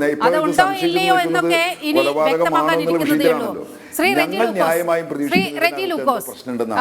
5:40 മുനീശ്വരൻ കോവിലിന് മുന്നിൽ ഇറക്കിയെന്ന് അദ്ദേഹത്തെ ഇറക്കി വിട്ടുവെന്ന് അദ്ദേഹം ഇറങ്ങിപ്പോയി എന്ന് ഡ്രൈവർ ഷംസുദ്ദീൻ പറയുന്നുണ്ട്. പിന്നീട് അദ്ദേഹം എങ്ങോട്ടാണ് പോയത് എന്നുള്ള കാര്യത്തിൽ മാധ്യമങ്ങൾക്കൊന്നും ഒരു വിവരവും ലഭിച്ചിട്ടില്ല. അത് സംബന്ധിച്ച് CCTV ദൃശ്യങ്ങളില്ല. ഇത്രയേറെ പ്രമാദമായ ഒരു കേസ്, ഒരു ADMന്റെ മരണമാണ്, വലിയ കോലാഹലമുണ്ടാക്കിയ ഒരു കേസ്. ഇതിലെ CCTV ദൃശ്യങ്ങൾ കണ്ടെടുക്കാൻ പോലും അന്വേഷണ സംഘത്തിന് ഈ 1.5 മാസത്തിനുള്ളിൽ കഴിഞ്ഞിട്ടില്ല എന്ന് പറയുന്നത് ഇതിന്റെ അന്വേഷണ മികവാണോ താങ്കൾ സൂചിപ്പിച്ചതുപോലെ ചൂണ്ടിക്കാട്ടുന്നത്? അതിലും അതിന്റെ ഉത്തരത്തിലേക്ക് വരുന്നതിന് മുമ്പ് റിട്ടയർഡ് പോലീസ് ഉപയോഗിച്ച 1-2 വാക്കുകൾക്ക് മറുപടി പറഞ്ഞിട്ട് ഞാൻ അതിലേക്ക് റിട്ടയർഡ് പോലീസ് ഉദ്യോഗസ്ഥൻ, അതായത് റിട്ടയർഡ് SP ആണെന്ന് എനിക്ക് തോന്നുന്നത് അദ്ദേഹത്തിന്റെ ടൈറ്റിൽ നിന്ന് വായിച്ചപ്പോൾ അദ്ദേഹം പറഞ്ഞൊരു വാചകം, ഈ 5 പോലീസ് ഉദ്യോഗസ്ഥരെ കുറിച്ച് അദ്ദേഹം പറഞ്ഞൊരു വാക്യം സോഷ്യൽ ബാഡ് എന്നൊരു വാക്ക് അദ്ദേഹം പറഞ്ഞു. ഞാൻ നിരവധി പോലീസ് ഉദ്യോഗസ്ഥന്മാരായിട്ട് ഞാൻ പ്രിയപ്പെട്ട സുരേഷും ഒക്കെ ചർച്ചയിൽ ഇരുന്നുണ്ട്. ജോർജ് ജോസഫ് സാറ്, പിന്നെ സുഭാഷ് ബാബു, അങ്ങനെ പലരുമായിട്ടും ഇതുവരെ അത്തരം വാചകങ്ങളൊക്കെ ആരും വാക്കുകൾ ഉപയോഗിച്ചിട്ടുണ്ട്. അദ്ദേഹം ആ ഡിപ്പാർട്ട്മെന്റിൽ റിട്ടയർ പെൻഷൻ പറ്റുന്ന ഒരാളാണ് ഞാൻ കരുതുന്നത്. എങ്ങനെയാണ് സാമൂഹ്യ വിരുദ്ധർ എന്നൊക്കെ അദ്ദേഹത്തിന്റെ വായിച്ചു വരുന്നത്? എന്താണ് അവർ സാമൂഹ്യ വിരുദ്ധ പ്രവർത്തനം ചെയ്തത്? സാമൂഹ്യ വിരുദ്ധൻ എന്നല്ല പറഞ്ഞത്, തെറ്റിച്ചിട്ട് പിന്നെ ഇന്റർപ്രറ്റ് ചെയ്യല്ലേ. ഇത് സ്ഥിരം ഒരു സ്വഭാവമാണ്. ഞാൻ പറഞ്ഞ സോഷ്യൽ ബേർഡൻ എന്നാണ് പറഞ്ഞത്. സമൂഹത്തിനോട് നീതി പുലർത്തുന്നില്ലെങ്കിൽ അതൊരു ബേർഡൻ ആണെന്നാണ് പറഞ്ഞത്, അല്ലാതെ ആന്റി സോഷ്യൽ ഒന്നും ഞാൻ പറഞ്ഞിട്ടില്ല. എനിക്ക് ഓരോ വാക്കും എനിക്കറിയാം. അല്ലല്ല, ഒരു കാര്യം അന്നേരം മറുപടി പറയണം. സക്കറിയ ജോർജ്, ഞാൻ അങ്ങയിലേക്ക് വരാം. ശ്രീ റെജി ലൂക്കോസ് അദ്ദേഹത്തിന്റെ വാദം പറഞ്ഞു തീരട്ടെ. ഞാൻ തീർച്ചയായും അങ്ങയിലേക്ക് വരാം. Thank you. അല്ല, ഈ ബേഡൻ എന്നുള്ള വാക്കിന്റെയൊക്കെ മലയാളം എന്താണെന്നുള്ള ഞങ്ങൾക്ക് അറിയാം. അത്യാവശ്യം താങ്കളുടെ അത്ര ഇല്ലെങ്കിലും അത്യാവശ്യം വിദ്യാഭ്യാസമുള്ള ഞങ്ങൾക്ക് ചർച്ചയിലിരിക്കുന്നത്. ഇത്തരം വാക്കുകളൊക്കെ ഉപയോഗിക്കുമ്പോൾ, അതും താൻ ജോലി ചെയ്ത ഡിപ്പാർട്ട്മെന്റിലെ ഉദ്യോഗസ്ഥന്മാരെ കുറിച്ച് ബേഡൻ എന്നുള്ള വാക്കുകൾ ഉപയോഗിക്കുമ്പോൾ അത് കേൾക്കുന്ന പൊതുജനത്തിന് ഏത് രീതിയിലാണ് ഉൾക്കൊള്ളാൻ പറ്റുന്നത്? മലയാളി വിദ്യാസമ്പന്നാണെന്ന് ഇങ്ങനെ മനസ്സിലാക്കണം. നിങ്ങൾ പറഞ്ഞ എല്ലാ വാദഗതികളും ഞാൻ നിഷേധിക്കുന്നില്ല, അംഗീകരിക്കുന്നുമില്ല. പക്ഷെ ഇത്തരം വാക്കുകൾ ഉപയോഗിച്ചാൽ ഒരു പോലീസുകാരൻ നിങ്ങൾ എന്തിന്റെ പേരിലാണ് അങ്ങനത്തെ വാക്ക് ഉപയോഗിച്ചത്? ആ 5 ഉദ്യോഗസ്ഥന്മാർ എപ്പോഴാണ് കാർ എടുത്തെന്ന് അറിയാമോ നിങ്ങൾക്ക്? നിങ്ങൾ അതൊക്കെ മനസ്സിലാക്കി. അപ്പൊ നിങ്ങൾ എവിടുത്തെ ഉദ്യോഗസ്ഥരായിരുന്നു? നിങ്ങൾ പറയുന്ന വാക്കുകളൊക്കെ ഞങ്ങൾ കേട്ടോണ്ടിരിക്കണം. ഞാൻ ആരുടെ ഉദ്യോഗസ്ഥന്മാരെ പക്ഷം പിടിക്കുന്ന ആളൊന്നുമല്ല. പക്ഷെ ഏത് വിഭാഗത്തിൽപ്പെട്ട ആൾക്കാർ ബേഡൻ എന്നൊക്കെ ഉദ്ദേശിച്ചു കഴിഞ്ഞാൽ ആ വാക്കിന്റെ അർത്ഥം എന്താണെന്നുള്ളതും ആ ഇന്റഗ്രിറ്റി എന്താണെന്ന് താങ്കൾ മനസ്സിലാക്കണം. താങ്കളുടെ ഇന്റഗ്രിറ്റി കീപ്പ് ചെയ്യുന്നുള്ളൂ. ഞാൻ അത് വിട്ടു. പിന്നെ നീലിമയുടെ ചോദ്യത്തിലേക്ക് വരാം. പ്രിയപ്പെട്ട നമ്മുടെ സുരേഷ് ജി എന്റെ ഏറ്റവും അടുത്ത സുഹൃത്തുക്കളാണ്. അദ്ദേഹം ഒരുപാട് കാര്യങ്ങൾ രാഷ്ട്രീയപരമായിട്ട് ഉന്നം വെച്ചുകൊണ്ട് സംസാരിച്ചു. ഞാൻ അദ്ദേഹത്തിന് സ്വാതന്ത്ര്യത്തെ വിലക്ക് അതിനെ വിലക്കാൻ ഞാൻ ആഗ്രഹിക്കുന്നില്ല. പക്ഷെ എനിക്ക് പറയാൻ 2-3 കാര്യങ്ങൾ അതിനുള്ള സമയം കിട്ടണം. ബഹുമാനപ്പെട്ട നവീൻ ബാബു ഒരു കൈക്കൂലിക്കാരനാണെന്നോ അതോ ഒരു കുറ്റവാളിയോ ഉദ്യോഗസ്ഥനാണെന്നോ ഇന്ന് വരെ CPM പാർട്ടിയോ അവരോട് ബന്ധപ്പെടുന്ന വ്യക്താക്കളോ ഞങ്ങൾ ഉൾപ്പെടെ ആരോടും ഒരു ചർച്ചകളിൽ പറഞ്ഞിട്ടില്ല. അദ്ദേഹത്തിന് നീതി കിട്ടണമെന്നുള്ള ഒറ്റ വാക്ക് എല്ലാവരും പറഞ്ഞിട്ടുണ്ട്. പക്ഷേ MP ജയരാജൻ പറഞ്ഞതിലെ പൊരുൾ എന്താണ്? പിന്നെ PP ദിവ്യ ഒരു സാമൂഹിക പ്രശ്നമാണ് ഉയർത്തിവിട്ടത് എന്ന് പറയുന്നതിലൂടെ മുന്നോട്ട് വെക്കുന്ന ആശയം എന്താണ്? നവീൻ ബാബു അഴിമതിക്കാരനാണ് എന്ന് പറയാതെ പറയുകയല്ലേ ചെയ്തത്? നീലും അതൊക്കെ നിങ്ങൾക്ക് വ്യാഖ്യാനിക്കാം. ജനൻ TV അല്ലേ, അപ്പൊ സ്വാഭാവികമായിട്ട് അങ്ങനെയൊക്കെ വരും. ഞാനതൊക്കെ മറുപടി പറയാൻ തന്നെ ഇരിക്കുന്നത്. മാത്രമല്ല, കേരളത്തിലെ അരിയാഹാരം കഴിക്കുന്ന എല്ലാ മനുഷ്യർക്കും ബോധ്യപ്പെട്ടിട്ടുള്ളതാണ് നവീൻ ബാബുവിനെ കൈക്കൂലിക്കാരനാക്കാനുള്ള ശ്രമം തുടക്കം മുതലേ ഉണ്ടായിരുന്നു എന്നത്. സത്യസന്ധമായിട്ട് പറയുകയാണെന്നുണ്ടെങ്കിൽ നിങ്ങൾ പറയാം മാധ്യമങ്ങളാണ് അദ്ദേഹം കൈക്കൂലിക്കാരനാണെന്ന് നിങ്ങൾ ഞങ്ങളെ ശാരി കൊണ്ട് പറഞ്ഞുകൊണ്ടിരിക്കുന്നത്. കേരളത്തിൽ കൈക്കൂലി എന്നുള്ള വാക്കുകൾ ഏറ്റവും കൂടുതൽ ഉപയോഗിച്ചിരിക്കുന്നത് നിങ്ങൾ ഈ മാധ്യമങ്ങളാണ്. ഞാനൊരു ചർച്ചയിൽ പ്രതിഷേധത്തിൽ പറഞ്ഞ ആ വാക്ക് നിങ്ങൾ ആവർത്തിച്ച് ഉപയോഗിക്കരുത്. കാരണം മനുഷ്യൻ എന്ന് പറയുന്നത് സെൻസ് ഉള്ളതാ, ബ്രെയിൻ ഉള്ളതാ. ഇത് കേൾക്കുമ്പോൾ എന്താണ് ഉദ്ദേശിക്കുന്നത്? ഞങ്ങളെ ചാരി ഈ കൈക്കൂലിക്കാരാണെന്ന് പറയുമ്പോഴത്തേക്കും അതിന്റെ പബ്ലിക് ആയിട്ടുള്ള അതിന്റെ ഒരു ഇമ്പാക്ട് എത്ര നിങ്ങൾ ആദ്യം മനസ്സിലാക്കും. നിങ്ങൾ ആ വാക്ക് ഉപേക്ഷിക്കൂ. ആ മനുഷ്യൻ ഒരു കൈക്കൂലിക്കാരനല്ല. നിങ്ങളെക്കാളും വ്യക്തമായിട്ട് ഇനി ഞാൻ പറഞ്ഞത് പൂർത്തീകരിക്കട്ടെ. ഇവിടെ ഈ ഇദ്ദേഹത്തിന്റെ മരണം ഉണ്ടായി അന്ന് തലേദിവസത്തെ 5:30-ക്കുള്ള സംഭവമാണ് നിങ്ങൾ പറയുന്നത്. ആ ചോദ്യം ഞങ്ങൾ ചോദിക്കുന്നു. 5:30 അദ്ദേഹത്തിന് റെയിൽവേ സ്റ്റേഷനുടെ ആ ക്ഷേത്രത്തിന് മുമ്പിൽ ഡ്രോപ്പ് ചെയ്തിട്ട് ആ ഡ്രൈവർ ചോദിച്ചപ്പോൾ അദ്ദേഹം പറഞ്ഞ മറുപടി എന്താ അറിയോ? മാധ്യമങ്ങൾ റിപ്പോർട്ട് എല്ലാവരും ഞങ്ങളാരും പറഞ്ഞതല്ല.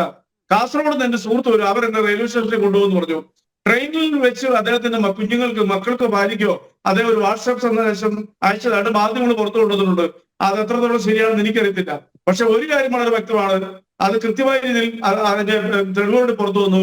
അദ്ദേഹം റൂമിൽ നിന്നും വീട്ടിലേക്ക് പോയി അദ്ദേഹം തിരിച്ചു റൂമിൽ ചെന്ന് രാവിലെ 5:56 അദ്ദേഹത്തിന്റെ 2 സബോർഡിനേറ്റ്സിനും കൂടെ ജോലി ചെയ്യുന്ന 2 പേർക്ക് അദ്ദേഹം മെസ്സേജ് അയച്ചത് അതിന്റെ സ്ക്രീൻഷോട്ട് ചെയ്ത് പുറത്തു വന്നിട്ടുണ്ട്. അപ്പൊ അത് നിഷേധിക്കാൻ പറ്റിയല്ലോ. ഇനി രണ്ടാമത്തെ ഏറ്റവും പ്രധാനപ്പെട്ട ഒരു പോയിന്റ് പറയാം. അതായത് അന്നത്തെ ദിവസം അദ്ദേഹം മരണപ്പെട്ടു എന്ന് പുറത്തു വന്ന ദിവസം 9:50 കൃത്യം 9:50 കേരളത്തിലെ മാധ്യമങ്ങളിൽ പ്രത്യക്ഷപ്പെട്ടുകൊണ്ട് വിഷ്വലായിട്ടൊരു ബൈക്ക് വന്നു. ആരുടെയാ? ഇപ്പോൾ കുറ്റാരോപിതനായിരിക്കുന്ന ഈ പ്രശാന്ത് എന്ന് പറയുന്ന പെട്രോൾ പമ്പിന്റെ ഉടമസ്ഥനെന്ന് അവകാശപ്പെടുന്ന വ്യക്തി. അദ്ദേഹം എന്താ പറഞ്ഞത് നിങ്ങൾ ശ്രദ്ധിക്കുന്നത്? അദ്ദേഹം പറഞ്ഞത് എന്നെ ഈ 6 മാസമായിട്ട് എന്നെ നടത്തിച്ചിട്ട് അവസാനം അദ്ദേഹം എന്നെ വിളിച്ചതിന് ശേഷം അദ്ദേഹം പറഞ്ഞത് ഞാൻ 2 ദിവസം കൊണ്ട് ട്രാൻസ്ഫർ ആണ്, 26-ാം തീയതി ട്രാൻസ്ഫർ ആണ്, അതുകൊണ്ട് നിങ്ങൾ എന്റെ ക്വാർട്ടേഴ്സിലേക്ക് വരുമെന്ന് പറഞ്ഞു. അപ്പൊ എനിക്ക് സ്ഥലം അറിയില്ല, ഞാൻ ഇന്ന സ്ഥലത്ത് വരും, ഞാൻ പിന്നെ ബസ് സ്റ്റോപ്പിലേക്ക് വരാമെന്ന് പറഞ്ഞു. അത് അന്ന് മാധ്യമങ്ങൾ പറഞ്ഞപ്പോൾ നിങ്ങൾ മാധ്യമങ്ങൾ അന്ന് രാത്രി പോലും ചർച്ച ചെയ്ത് ആ ചർച്ചകളൊക്കെ ഞാനുണ്ട്. പറഞ്ഞെന്താ? പ്രശാന്തം പറഞ്ഞ പച്ചക്കണ്ടമാണ്, അദ്ദേഹം അങ്ങനെ ഫോൺ കോൾ ചെയ്തിട്ടില്ല, അദ്ദേഹം വന്ന് കണ്ടിട്ടില്ല, രക്ഷപ്പെടാൻ വേണ്ടിയിട്ട് പറഞ്ഞ നാടകമാണെന്ന് പറഞ്ഞു. പക്ഷേ നിങ്ങൾ ഇതേ മാധ്യമങ്ങൾ തന്നെ 6-ാം ദിവസം പുറത്തുവിട്ട ഒരു വിഷ്വൽ എന്താണ്? ഈ പറയുന്ന പ്രശാന്തൻ ഒരു സ്കൂട്ടറിൽ വരുന്നു, ഈ നവീൻ ബാബു എന്ന് പറഞ്ഞ ബഹുമാനപ്പെട്ട ആ മനുഷ്യൻ തന്റെ ക്വാർട്ടേഴ്സ് ഇറങ്ങി റോഡിൽ വരുന്നു, ഇവരെ സ്വീകരിച്ചുകൊണ്ട് മുന്നോട്ട് പോകുന്നു. അപ്പോൾ ടൈറ്റിൽ കൊടുത്തത് എന്താ? ക്വാർട്ടേഴ്സിലേക്ക്. അപ്പോൾ അത് ഞാൻ അദ്ദേഹത്തിന് കുറ്റവാളിയായിട്ട് പറയുന്നില്ല. അല്ല, താങ്കൾ പറഞ്ഞു വരുന്നത് ഇങ്ങനെ പോകുന്ന പോക്കിലാണ് നവീൻ ബാബു 98,500 രൂപ കൈക്കൂലി കൊടുത്തു എന്നൊക്കെയുള്ള ആരോപണങ്ങൾ ഉയരുന്നത്. പക്ഷേ അത്തരത്തിൽ കൈക്കൂലി കൊടുത്തിട്ടില്ല എന്നാണ് ലാൻഡ് റവന്യൂ ജോയിന്റ് കമ്മീഷണറുടെ റിപ്പോർട്ടൊക്കെ പുറത്തു വന്നത്. അത്തരത്തിൽ ഒരു തെളിവ് പോലും ഹാജരാക്കാൻ പ്രശാന്തിന് കഴിഞ്ഞിട്ടില്ല. അതെല്ലാം പാടെ പൊളിഞ്ഞ നുണകളാണ്. സുരേഷ്, നമ്മൾ നേരത്തെ സൂചിപ്പിച്ച ചില കാര്യങ്ങളാണ്. ഈ CCTV തെളിവുകളാണല്ലോ പല കേസുകൾക്ക് നിർണായകമായ തെളിവുകളായി മാറുന്നത്. ഇപ്പോൾ റെജി ലൂക്കോസ് ഒരു CCTV ദൃശ്യത്തിന്റെ കാര്യം പറഞ്ഞു. പക്ഷേ ഇവിടെ വേണ്ട ഈ അന്വേഷണവുമായി ബന്ധപ്പെട്ട്, ഇദ്ദേഹത്തിന്റെ മരണവുമായി ബന്ധപ്പെട്ട് വലിയ കണ്ടെത്തലുകളിലേക്ക് നയിക്കാവുന്ന CCTV ദൃശ്യങ്ങൾ ഇപ്പോഴും നമ്മുടെ മുന്നിലില്ല, പൊതുസമൂഹത്തിന്റെ മുന്നിലില്ല. പോലീസ് അത് എടുത്തിട്ടുണ്ടോ എന്നതൊന്നും അറിയില്ല. പക്ഷേ 3 ഓട്ടോറിക്ഷകളിൽ മാറി മാറി അദ്ദേഹം സഞ്ചരിക്കുന്നുണ്ട് പല സമയത്തായിട്ട്. ഈ 3 ഓട്ടോ ഡ്രൈവർമാരെ കണ്ടെത്താൻ കഴിഞ്ഞിട്ടുണ്ടോ? അവരുടെ മൊഴികൾ എടുത്തിട്ടുണ്ടോ? മറ്റൊന്ന്, ഈ കാസർഗോഡ് നിന്ന് വരുന്ന ഒരു സുഹൃത്ത് അദ്ദേഹത്തെ റെയിൽവേ സ്റ്റേഷനിൽ കൊണ്ടാക്കുമെന്ന് പറയുന്നുണ്ട്. അത്തരത്തിൽ അത് സത്യമാണെങ്കിൽ അങ്ങനെ ഒരാളെ ഐഡന്റിഫൈ ചെയ്യാൻ കഴിഞ്ഞിട്ടുണ്ടോ? അതുപോലെ ഈ കോൾ റെക്കോർഡ്സ് നോക്കണം, ഈ കോൾ റെക്കോർഡ്സ് സുരക്ഷിതമായി വെക്കണം എന്ന് ഭാര്യ മഞ്ജുഷ അന്വേഷണ സംഘത്തോടൊക്കെ ആവശ്യപ്പെടുന്ന ഒരു സ്ഥിതിയുണ്ടായി. ഇതൊക്കെ ഡിജിറ്റൽ തെളിവുകളുടെ കാര്യത്തിലായാലും മറ്റ് തെളിവുകളുടെ കാര്യത്തിലായാലും ഈ തെളിവുകൾ സൂക്ഷിക്കാനല്ല, ഈ തെളിവുകൾ നശിപ്പിക്കപ്പെടാനുള്ള ഒരു സാധ്യതയാണ് കാണുന്നത് എന്നാണ് മഞ്ജുഷ ചൂണ്ടിക്കാട്ടിയിട്ടുള്ളത്. ഈ അന്വേഷണം കൃത്യമായ രീതിയിൽ നടക്കാതെ തെളിവുകൾ മൊത്തം നശിപ്പിക്കാനുള്ള കൃത്യമായ കളികൾ കണ്ണൂർ പാർട്ടിയുടെ ഭാഗത്തു നിന്നുണ്ടാകുന്നു, PP ദിവ്യയുടെ ഭാഗത്തു നിന്നുണ്ടാകുന്നു എന്ന് വളരെ കൃത്യമായി അവർ ചൂണ്ടിക്കാട്ടുകയാണ്. നീലിമ, ഇവിടെ ശ്രീ റെജി ലൂക്കോസ് പറഞ്ഞ ചില കാര്യങ്ങൾ നമ്മൾ കാണണം. റെജി ലൂക്കോസ് റിട്ടയർഡ് SP-യെ അങ്ങോട്ട് ആക്രമിക്കുന്നത് കണ്ടു. ഈ പോലീസ് ഓഫീസർമാർ, ഈ 5-അംഗ SIT ഈ നാടിനൊരു ബാധ്യത തന്നെയാണ് ശ്രീ റെജി ലൂക്കോസ്. ആ 5-അംഗ SIT മാത്രമല്ല, ഇവർക്ക് നേതൃത്വം നൽകുന്ന പിണറായി വിജയനും മാർക്സിസ്റ്റ് പാർട്ടിയും ഒരു ബർഡൻമല്ല, ഒരു ദുരന്തമാണ് ഈ കേരളത്തിന്. അതൊക്കെ ഈ കേരളത്തിലുള്ള ആൾക്കാർക്ക് മനസ്സിലായി കഴിഞ്ഞിരിക്കുന്നു.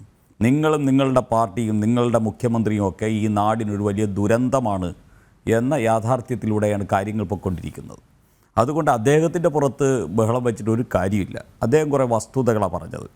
ഇവിടെ ഞാൻ ചോദിക്കാൻ ആഗ്രഹിക്കുന്നു, ഒരു കളക്ടർ എന്ന് പറഞ്ഞാൽ ഒരു മജിസ്ട്രേറ്റ് അല്ലേ, ജില്ലാ മജിസ്ട്രേറ്റ് അല്ലേ? അദ്ദേഹമല്ലേ ഇൻക്വസ്റ്റ് തയ്യാറാക്കുന്നതിൻ്റെ ഉൾപ്പെടെയുള്ള കാര്യങ്ങളിൽ അവസാന അതിൻ്റെ തീരുമാനമെടുക്കേണ്ട ആൾ കളക്ടറല്ലേ? ആ കളക്ടർ എന്തുകൊണ്ട് ബന്ധുക്കൾ വരുന്നതിന് മുമ്പ് ഇൻക്വസ്റ്റ് തയ്യാറാക്കുന്ന സമയത്ത് ആ കളക്ടർ ഇടപെട്ട്, എൻ്റെ സഹപ്രവർത്തകനാണ്, അദ്ദേഹത്തിൻ്റെ ഇൻക്വസ്റ്റ് തയ്യാറാക്കുന്നതിന് മുമ്പ് അദ്ദേഹത്തിൻ്റെ ക്ലോസ് റിലേറ്റീവ്സ് വരണം എന്ന പോലീസിൻ്റെയും ഭരണകൂടത്തിൻ്റേതുമായിട്ടുള്ള ഉത്തരവാദിത്വം നിർവഹിക്കാത്തത് എന്താ? അവിടുത്തെ SP എന്തുകൊണ്ട് അത് നിർവഹിച്ചില്ല? അത് അദ്ദേഹം ചോദിച്ചാൽ, ഇവിടെ ഇരിക്കുന്ന ശ്രീ സക്കറിയ അവർകൾ ചോദിച്ചു കഴിഞ്ഞാൽ തെറ്റാണോ? അത് കുറ്റമാണോ? ഈ മജിസ്ട്രേറ്റും അവിടുത്തെ ഇൻക്വസ്റ്റ് കാപട്യപൂർവ്വം ബന്ധുക്കളെ ഒഴിവാക്കി ഇൻക്വസ്റ്റ് നടപ്പാക്കാൻ വേണ്ടി നേതൃത്വം നൽകിയ കളക്ടറും അവിടുത്തെ പോലീസ് സംവിധാനവുമല്ലേ? ഈ കളക്ടറെ കൊണ്ട് ജാമ്യം, PP ദിവ്യയ്ക്ക് ജാമ്യം ഒപ്പിച്ചു കൊടുക്കാൻ വേണ്ടിയുള്ള പണിയെടുത്തത്? ഈ കളക്ടർ ഒരു മൊഴി കൊടുത്തില്ലേ? ആ മൊഴി എന്താ കൊടുത്തേക്കുന്നത്? ആ മൊഴി കൊടുത്തേക്കുന്നത് എന്നോട് എന്താ കുറ്റം സമ്മതിച്ചു, എന്നോട് തെറ്റുപറ്റിപ്പോയി എന്ന് പറഞ്ഞെന്താ? എന്ത് തെറ്റാ? തന്നെ പോലെയുള്ള ആണും പെണ്ണും കേട്ട ആൾക്കാരുടെ മുമ്പിൽ ADM ആയിട്ടിരുന്നത് എനിക്ക് പറ്റിയ തെറ്റാണെന്നാണോ പറഞ്ഞത്? അതായിരിക്കും പറഞ്ഞിട്ടുണ്ടാവുക. അത് വച്ചിട്ട് എന്താ ചെയ്തത്? PP ദിവ്യയ്ക്ക് ജാമ്യം ഒപ്പിച്ചു കൊടുക്കാൻ പറ്റുമോ എന്ന ഗൂഢാലോചന നടത്തിയവനാണ് അവിടുത്തെ കളക്ടർ, അവിടുത്തെ SP, അവിടുത്തെ പോലീസ് സംവിധാനം, അവിടുത്തെ പ്രോസിക്യൂഷൻ. അപ്പോൾ ഇത്രയും ഗൂഢാലോചന, ഒരു ജാമ്യം എടുപ്പിക്കാൻ വേണ്ടി, ഒരു CPM നേതാവിന് ജാമ്യം എടുപ്പിക്കാൻ വേണ്ടി ഗൂഢാലോചന നടത്തി നാണം കെട്ട് മൊഴി കൊടുത്ത ഒരു ഡിസ്ട്രിക്ട് മജിസ്ട്രേറ്റിൻ്റെ പവറുള്ള കളക്ടറാണ് അവിടെ ഇരിക്കുന്നത്. ഒരു കളക്ടറെ കൊണ്ട് CPM-ൻ്റെ കണ്ണൂർ ജില്ലാ കമ്മിറ്റിക്ക് ഇത്രയും നാണം കെട്ട പണി ചെയ്യിപ്പിക്കാമെങ്കിൽ പിന്നെ SIT ഈ അന്വേഷണമൊന്നും വേണ്ടവണ്ണം നടത്താത്തതിന് അവരെ മാത്രം കുറ്റം പറഞ്ഞിട്ട് കാര്യമില്ല. കാരണം അവരുടെ മേളിലിരിക്കുന്നവരാണ് ബാധ്യത. എന്തൊക്കെ ചെയ്തിട്ടില്ല നമുക്ക് എണ്ണി എണ്ണി പറയാം. അങ്ങ് ആ മഞ്ജുഷ നൽകിയ ഹൈക്കോടതിയിൽ നൽകിയ പെറ്റീഷൻ ഒന്ന് വായിച്ചിട്ടുണ്ടോ? പെറ്റീഷൻ വായിച്ചിട്ടുണ്ടെങ്കിൽ അങ്ങേക്കറിയാം, അതിലെ 11-ാമത്തെയും 12-ാമത്തെയും പാരഗ്രാഫിൽ വളരെ വ്യക്തമായിട്ട് പറയുന്നു. എന്തൊക്കെയാണ് പറയുന്നത്? 11-ാമത്തെ പാരഗ്രാഫിൽ പറയുന്നത്, എൻ്റെ 12-ാമത്തെ പാരഗ്രാഫിലാണ് ഞങ്ങളുടെ സാന്നിധ്യമില്ലാതെ ഇൻക്വസ്റ്റ് തയ്യാറാക്കി, ധൃതിയിൽ ഇൻക്വസ്റ്റ് തയ്യാറാക്കി എന്നുള്ളത്. ഇപ്പം 7 മണിക്ക് മരണവാർത്ത അറിഞ്ഞു. അവിടെ നിന്ന് തൊട്ടടുത്ത പോലീസ് സ്റ്റേഷനിൽ നിന്ന് പോലീസ് എത്തുന്നത് 9:40-നാണ്. അപ്പോൾ ഈ 1.5-2.5 മണിക്കൂർ സമയം പോലീസ് അവിടെ എത്തിയിട്ടില്ല. അതിനിടയിൽ ഈ ബോഡിയിൽ എന്തൊക്കെ ചെയ്തു?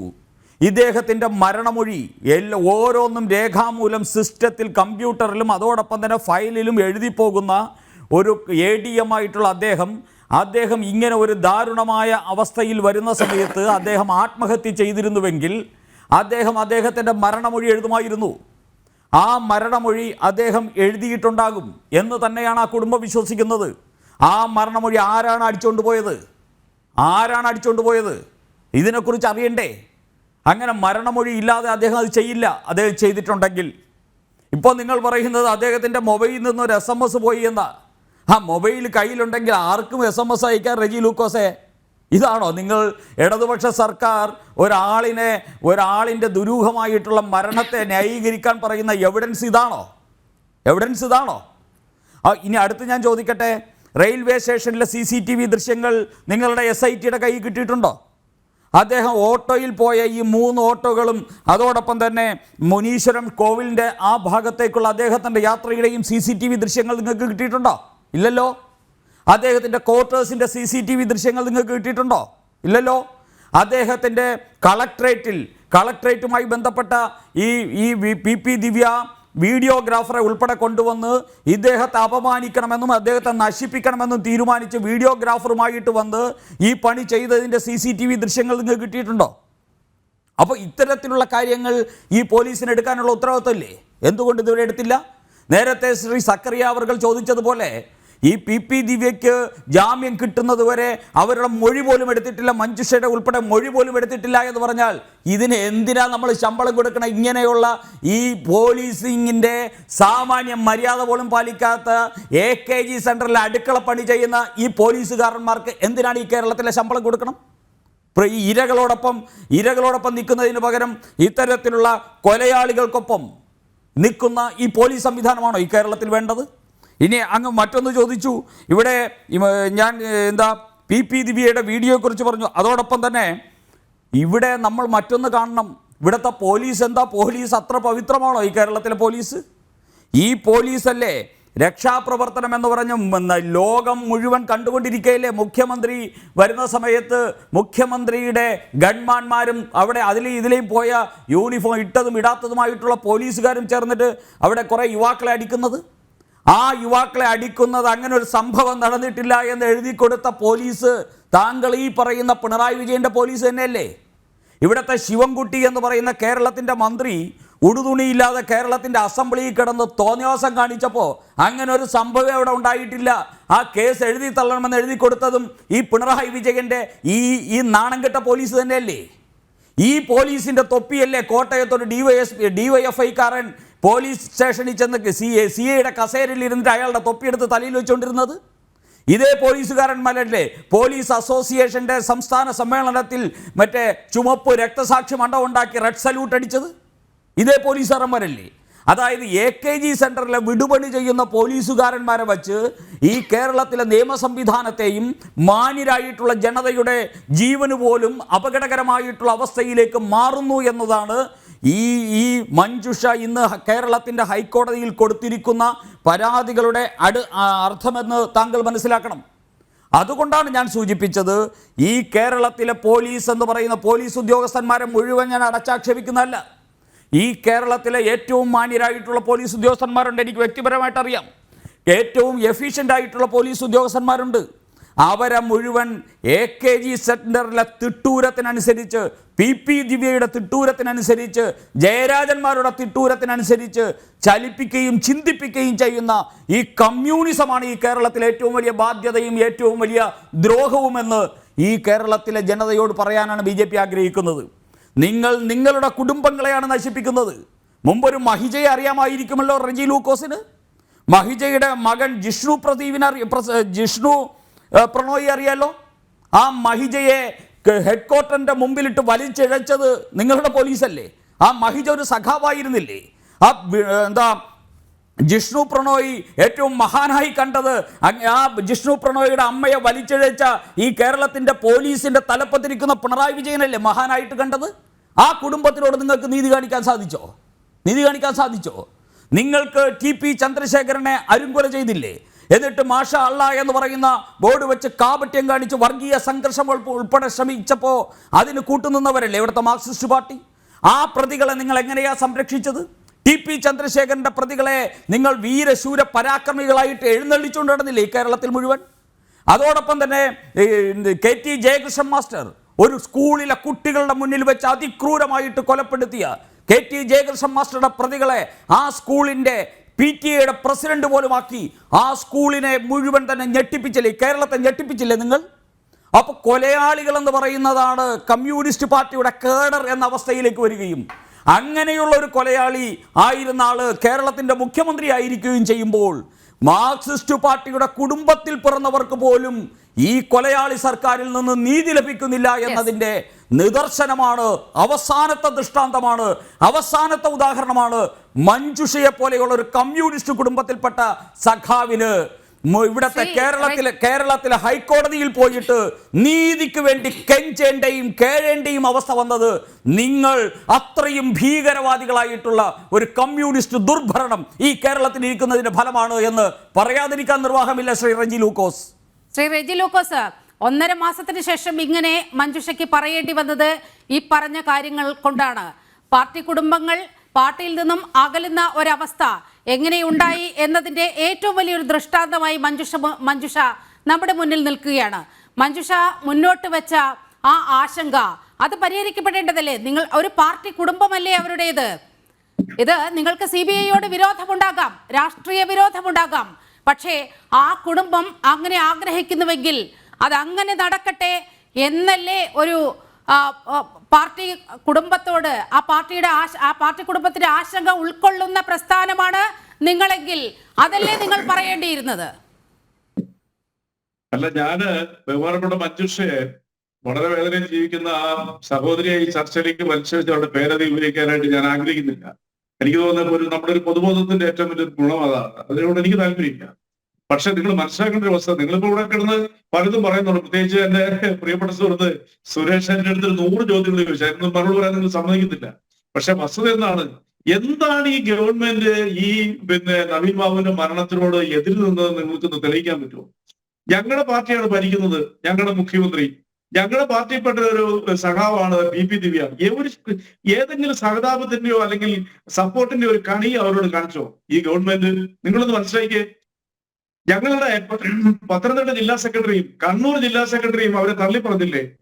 ഇപ്പോൾ സാമാന്യ രീതിയിൽ പാർട്ടിയുടെ സംസ്ഥാന സെക്രട്ടറി പറയേണ്ട വാക്കുകൾ പോലും മലയാളപ്പുഴ ഏരിയ കമ്മിറ്റി മെമ്പറും CITയുടെ നേതാവുമായ മലയാളപ്പുഴ ഒരു സെക്കൻഡ് ഞാനൊന്ന് ഇടപെട്ടോട്ടെ.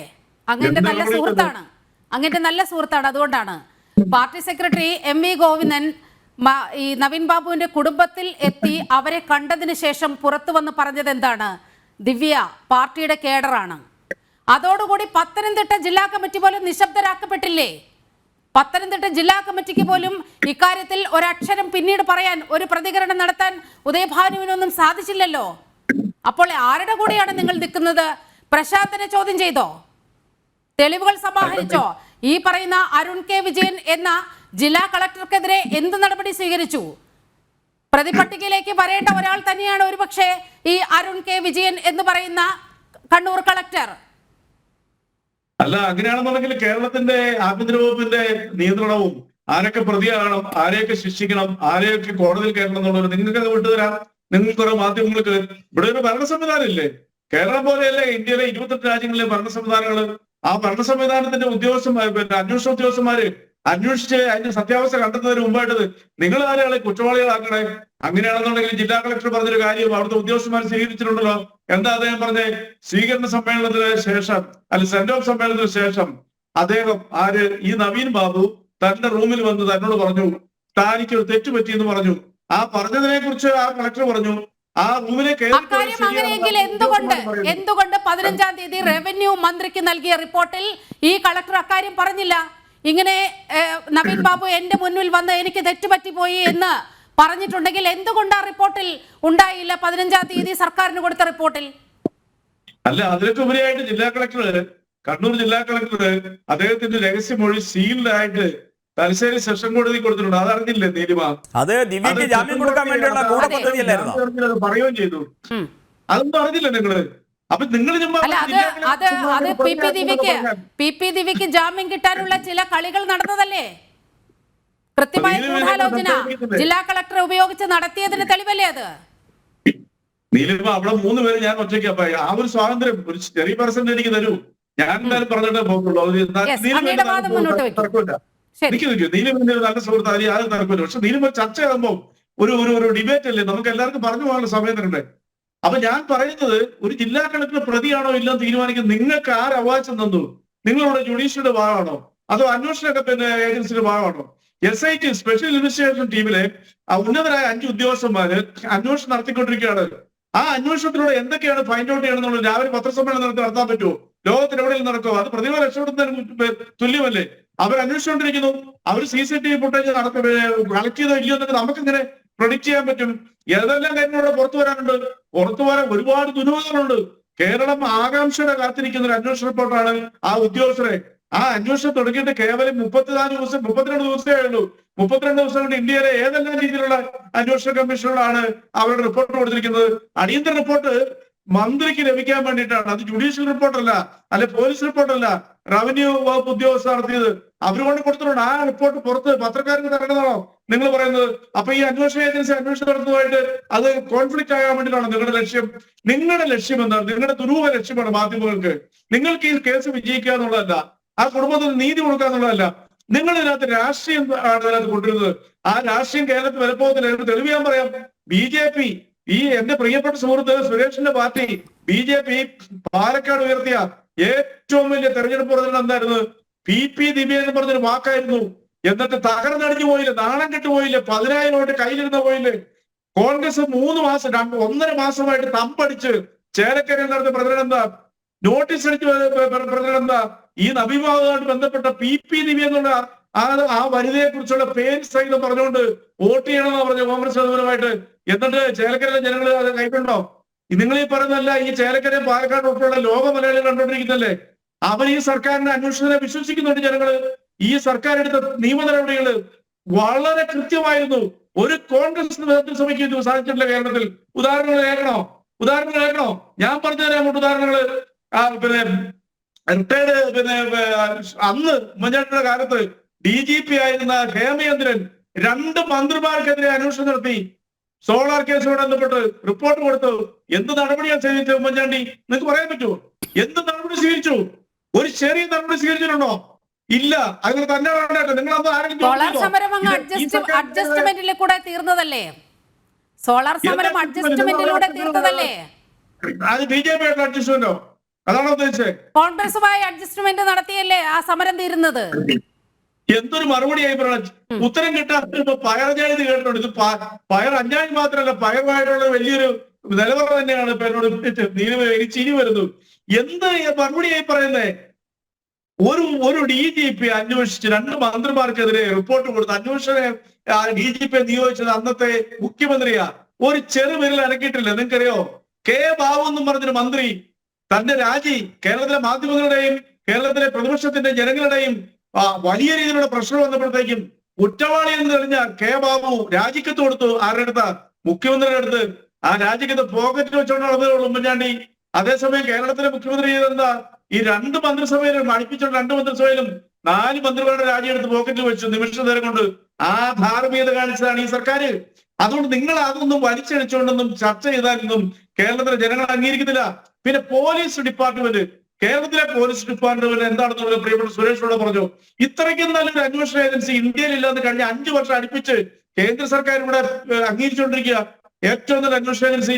ഇനി ഞാൻ ഒന്നുകൂടെ പറയാം നിങ്ങളടുത്ത്. അത് ദീനുവിടെ അടുത്ത കണക്കുണ്ടല്ലോ. ഇന്ത്യയുടെ ശരാശരി ക്രിമിനൽ പോലീസുകാരുടെ എത്രയാ? 12%. കേരളത്തിൽ 2016 6%.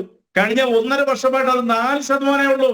നമ്മുടെ അന്വേഷണ ഉദ്യോഗസ്ഥന്മാരെയൊക്കെ വേടനാണ്, ബാധ്യതയാണ്, വിരുദ്ധരാണെന്നൊക്കെ പറഞ്ഞ് ആക്ഷേപിക്കാന്ന് പറഞ്ഞാൽ ഇവരൊക്കെ 2 വട്ടം ആലോചിക്കണം. ഇങ്ങനെയൊക്കെ പറയാമെങ്കിലും പ്രായോഗിക തലത്തിൽ അതൊന്നും എത്തുന്നില്ലല്ലോ. പ്രായോഗിക തലത്തിൽ മഞ്ജുഷയെ പോലുള്ളവർ നീതി തേടി ഹൈക്കോടതിയിലെത്തുന്ന കാഴ്ചയല്ലേ നമ്മൾ കാണുന്നത്. അതിന് ആ വാക്കുകൾക്ക് വില കൊടുക്കട്ടെ. ശ്രീ സക്കറിയ ജോർജ്, ഈ ഫ്ലോറിൽ ചർച്ചയ്ക്ക് വന്ന ഒട്ടേറെ കാര്യങ്ങളുണ്ട്. ഈ അന്വേഷണവുമായി ബന്ധപ്പെട്ട് ഉണ്ടായ ഈ അലസത, പോലീസിന്റെ മെല്ലെപ്പോക്ക്, ദൃശ്യങ്ങൾ, CCTV ദൃശ്യങ്ങൾ സമാഹരിക്കാതിരിക്കുക, ഡിജിറ്റൽ തെളിവുകൾ സമാഹരിക്കാതിരിക്കുക, ഒരു മെല്ലെപ്പോക്ക് വളരെ കൃത്യമായി ഇതിൽ പ്രകടമാണ് എന്നാണ് മാധ്യമങ്ങളടക്കം റിപ്പോർട്ട് ചെയ്യുന്നത്. പ്രതിപക്ഷവും അത്തരത്തിൽ നിലപാട് സ്വീകരിക്കുന്നു.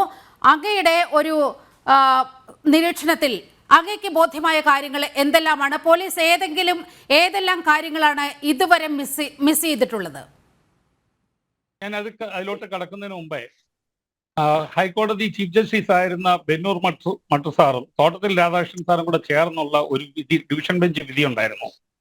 അതിനകത്ത് പറഞ്ഞിട്ടുണ്ട്, ഉദ്യോഗസ്ഥന്മാർക്ക് അവരുടെ ഉത്തരവാദിത്വം നിർവഹിക്കാൻ പറ്റുന്നില്ലെങ്കിൽ അവരിയ്ക്കുന്ന കസേരയിൽ നിന്ന് എഴുന്നേറ്റ് പോകുന്നതാണ് നല്ലതെന്ന് അവർ പറഞ്ഞു. അത് ഞാൻ പറഞ്ഞല്ല, ജഡ്ജി പറഞ്ഞാണ്. അത് റെജി ലൂക്കോസ് കേൾക്കുന്നത് നല്ലതായിരിക്കും.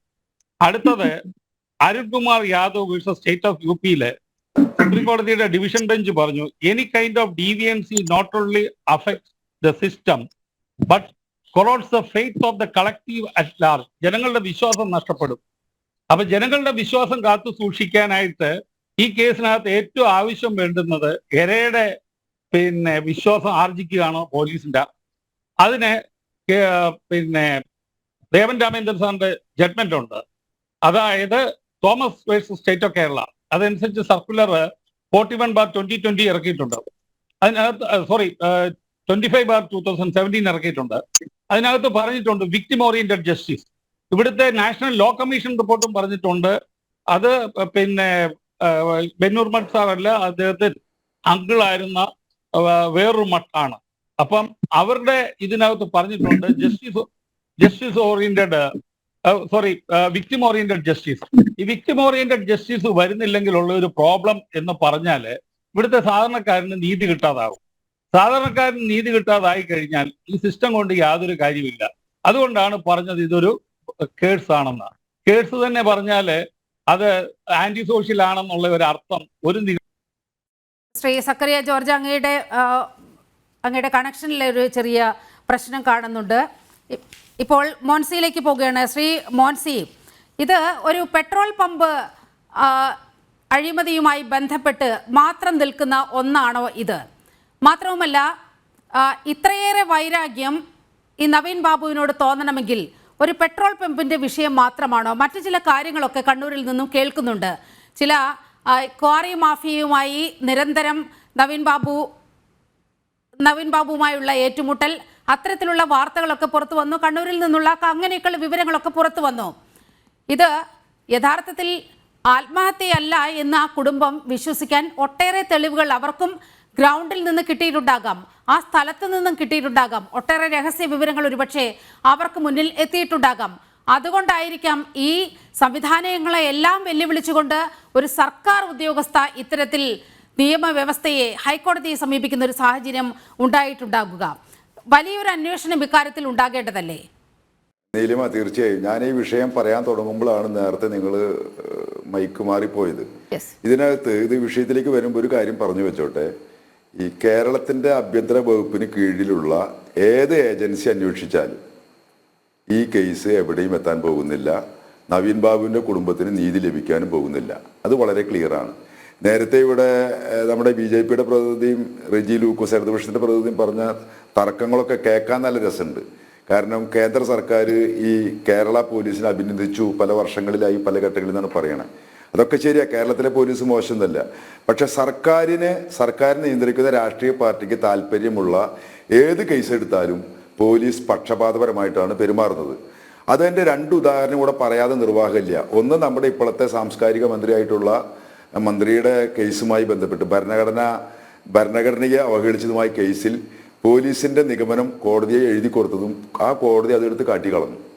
മറ്റൊന്നാണ്, ലോകത്തെ മുഴുവൻ ജനങ്ങളും നേരിട്ട് കണ്ടതാണ്, കേരളത്തിലെ ആഭ്യന്തരമന്ത്രിയുടെ യാത്രയുമായി മുഖ്യമന്ത്രിയുടെ കേരള മാർച്ചുമായി ബന്ധപ്പെട്ട ആ യാത്രയിൽ പ്രതിഷേധിച്ചവരെ വളരെ മൃഗീയമായി ആക്രമിക്കുകയാണ്. അതിൻ്റെ ദൃശ്യങ്ങൾ മുഴുവൻ നമ്മൾ മുഴുവൻ കണ്ടതാണ്. അതാണ് കേരളത്തിലെ പോലീസ് കോടതിയിൽ എഴുതി കൊടുത്തത്. അങ്ങനെയൊന്നും കണ്ടിട്ടില്ല, അങ്ങനെ ഒരു വിഷ്വൽ ഇല്ല എന്നാണ് പറയണത്. അപ്പോൾ ഇതാണ് കേരളത്തിലെ പോലീസ് സർക്കാരിന് താല്പര്യമുള്ള, സർക്കാർ നിയന്ത്രിക്കുന്ന രാഷ്ട്രീയ പാർട്ടിക്ക് CPM-ന് താല്പര്യമുള്ള കേസുകൾ ചെയ്യുന്നത്. ഇത് നമ്മൾ നിരന്തരം കാണുകയാണ്. അതുകൊണ്ടാണ് ഞാൻ ഈ കേസിനകത്ത് നീതി ലഭിക്കാൻ പോകുന്നില്ലെന്ന് പറഞ്ഞത്. പിന്നെ കണ്ണൂരിലെ PP ദിവ്യയുമായി ബന്ധപ്പെട്ട വിഷയം, അതിനകത്ത് യാതൊരു സംശയവും വേണ്ട. PP ദിവ്യയെ തൊടാൻ CPM ഭയക്കുന്നു. അത് CPM-ന്റെ നേതാവായതുകൊണ്ട് മാത്രമല്ല, PP ദിവ്യ അവിടുത്തെ വലിയൊരു അതിൻ്റെ നിയന്ത്രിക്കുന്ന അല്ലെങ്കിൽ ആ റാക്കറ്റിൽ പെട്ടയാളാണ്. അങ്ങനെ ചില വിവരങ്ങൾ കണ്ണൂരിൽ നിന്ന് വരുന്നുണ്ട്. പാറമടയുമായി ബന്ധപ്പെട്ട വിഷയമുണ്ട്, ചില ഭൂമി ഇടപാടുമായി ബന്ധപ്പെട്ട വിഷയം. ഇതൊക്കെ തന്നെ അവിടെ കണ്ണൂരിൽ രഹസ്യമായ പരസ്യമാണ്. അവിടെ തന്നെ ഇപ്പോൾ ഈ അതിനകത്ത് പ്രധാനപ്പെട്ട പ്രതിയായ കത്ത് കൊടുത്തു എന്ന് പറയുന്ന ചങ്ങാതി ഉണ്ടല്ലോ, ഈ പെട്രോൾ പമ്പ് നടത്താൻ വന്ന പ്രകാശ് ബാബു, അയാളുടെ പേര് എനിക്ക് ഓർമ്മയില്ല. അദ്ദേഹത്തിന്റെ ഇതുമായി ബന്ധപ്പെട്ട് പോലീസ് അന്വേഷണം നടത്തിയ പ്രശാന്തന് 2 പേരുണ്ട്, 2 ഒപ്പുണ്ട്. ഇത് ഇദ്ദേഹം തന്നെ വിളിച്ചു പറയാണ്. എവിടെ കേരളത്തിലെ പോലീസ് അതുമായി ബന്ധപ്പെട്ട് അന്വേഷിച്ചേക്കണേ? തെളിവുകളുടെ കാര്യമൊക്കെ നേരത്തെ പറയുന്നത് കേട്ടു. ഇതിനകത്ത് യഥാർത്ഥത്തിൽ കേരളത്തിലെ പോലീസും CPM-ഉം ശ്രമിക്കുന്നത് നവീൻ ബാബു ഒരു അഴിമതിക്കാരനാണെന്ന് വരുത്തി തീർക്കാനാണ്. അത് നേരത്തെ റെജി ലൂക്കോസിന്റെ വർത്തമാനത്തിലുണ്ട്. കാരണം കേരളം കണ്ട വിഷ്വൽസ് മുഴുവൻ നവീൻ ബാബുവിനെ പ്രതിസ്ഥാനത്ത് നിർത്താൻ, അഴിമതിക്കാരനാക്കാൻ പറ്റുന്ന തെളിവുകളാണ് പുറത്തു വന്നത്. നേരെ മറിച്ച് നവീൻ ബാബുവിന്റെ മരണവുമായി ബന്ധപ്പെട്ട എത്രയോ തെളിവുകൾ ശേഖരിക്കാനുണ്ട്. അതൊന്നും ശേഖരിച്ചിട്ടില്ല, പോലീസ് അന്വേഷിച്ചിട്ടുമില്ല. മറിച്ച് ഇപ്പോൾ ജില്ലാ കളക്ടർ, ആ കളക്ടറുടെ നവീൻ ബാബുവിന്റെ യാത്രയപ്പ് യോഗം തൊട്ടുള്ള അതിനുശേഷം ഈ സമയം വരെയുള്ള ഏത് വിഷ്വൽ എടുത്ത് പരിശോധിച്ചോ ഒരു കള്ള ലക്ഷണം ആ കളക്ടറുടെ മുഖത്തുണ്ട്. അത് പറയാതെ വയ്യ. ഒരു IAS-കാരൻ, ജില്ലാ കളക്ടർ, ഒരു എക്സിക്യൂട്ടീവ് മജിസ്ട്രേറ്റ്, ജില്ലയുടെ മജിസ്ട്രേറ്റ് ആണ്. അദ്ദേഹത്തിന്റെ മുഖത്ത് നോക്കിയാൽ അറിയാം ഇതിൽ എന്തൊക്കെയോ അദ്ദേഹം എവിടേക്കോ ചില പ്രശ്നങ്ങൾ, അയാളുടെ മൊഴികൾ മാറിപ്പോകുന്നു. ആ മൊഴി ഉപയോഗിച്ചുകൊണ്ട് ജാമ്യം ലഭിക്കുന്നു. CPM ഈ പറഞ്ഞതുപോലെ കണ്ണൂര് പാർട്ടി ഒരു പ്രത്യേക ഘട്ടത്തിൽ അല്പാൽപ്പം PP ദിവ്യയിലേക്ക് മാറി വരികയാണ്. സോഷ്യൽ മീഡിയയിലൊക്കെ PP ദിവ്യയെ വലിയതായി ചിത്രീകരിച്ചുകൊണ്ട് മെസ്സേജുകൾ വരികയാണ്, വലിയ സ്വീകരണങ്ങൾ കൊടുക്കുകയാണ്. ഇപ്പൊ നമ്മുടെ CPM-ന്റെ സംസ്ഥാന സെക്രട്ടറിയുടെ ഭാര്യയാണ് ജയിലിൽ നിന്ന് മോചിതയായി വരുന്ന PP ദിവ്യയെ സ്വീകരിക്കാൻ ചെല്ലണേ. ഇപ്പുറത്ത് ഗോവിന്ദ മാഷ് പറയുന്നു ഞങ്ങൾ നവീൻ ബാബുവിന്റെ കുടുംബത്തിനൊപ്പമാണ്, മഞ്ജുഷയുടെ ഒപ്പമാണെന്ന്. അപ്പുറത്ത് CPM-ന്റെ നേതാക്കന്മാര് PP ദിവ്യയെ സ്വീകരിക്കാൻ പോവുകയാണ്. ഇത് നമ്മൾ നേരിട്ട് കാണുക. എന്നിട്ട് പിന്നീട് വരുന്നത് മുഴുവൻ നവീൻ ബാബു എങ്ങാനും അഴിമതി നടത്തിയിട്ടുണ്ടാവുമോ എന്നുള്ള സംശയം ജനിപ്പിക്കുന്ന ചർച്ചകൾ നടക്കുകയാണ്.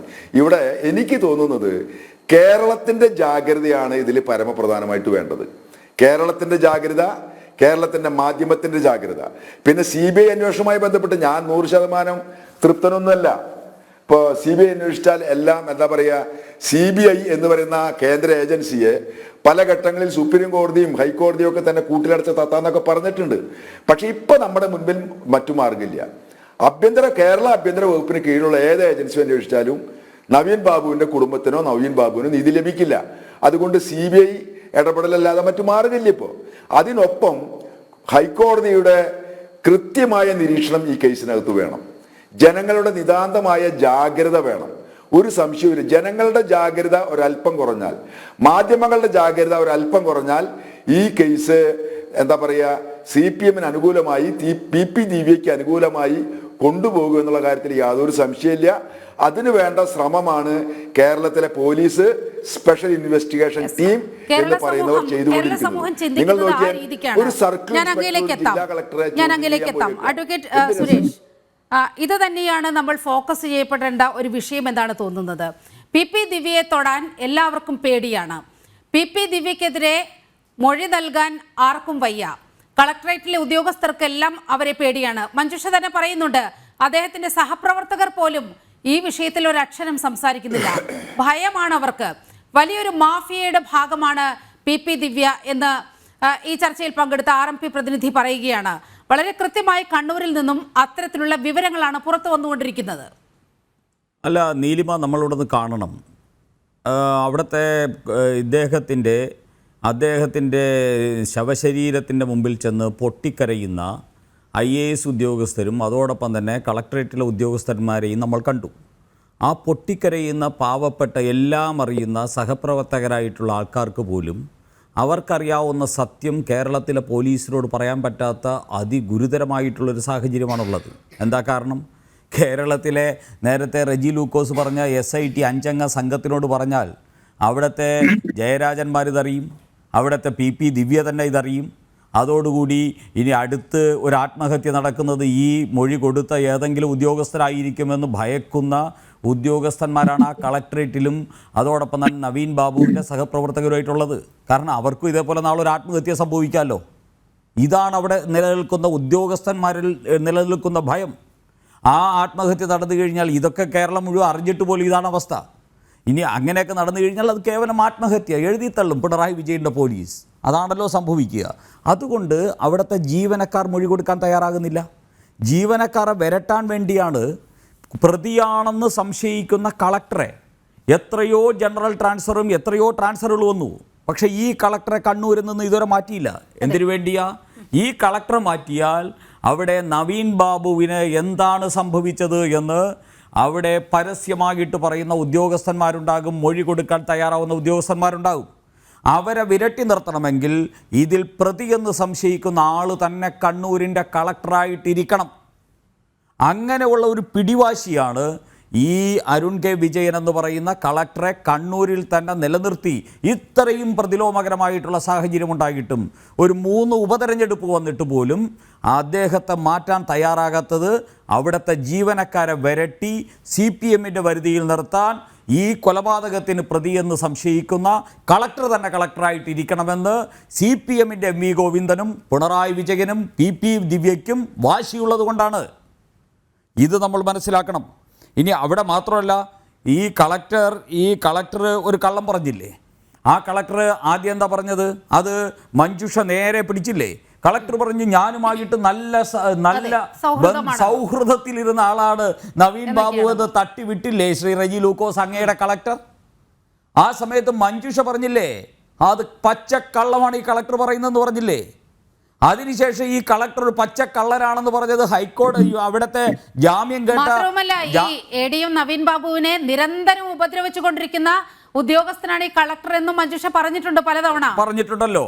എന്നിട്ട് മജിസ്ട്രേറ്റ് കോടതി ഈ കളക്ടറുടെ ജില്ലാ മജിസ്ട്രേറ്റ് ആയിട്ടുള്ള എക്സിക്യൂട്ടീവ് മജിസ്ട്രേറ്റ് ആയിട്ടുള്ള കളക്ടറുടെ ആ മൊഴിക്ക് ഒരു ബാത്റൂം പേപ്പറിന്റെ വില പോലും നൽകാതെ എടുത്ത് കളഞ്ഞിട്ടല്ലേ PP ദിവ്യയെ പിടിച്ച് ജയിലിലിട്ടതല്ലേ?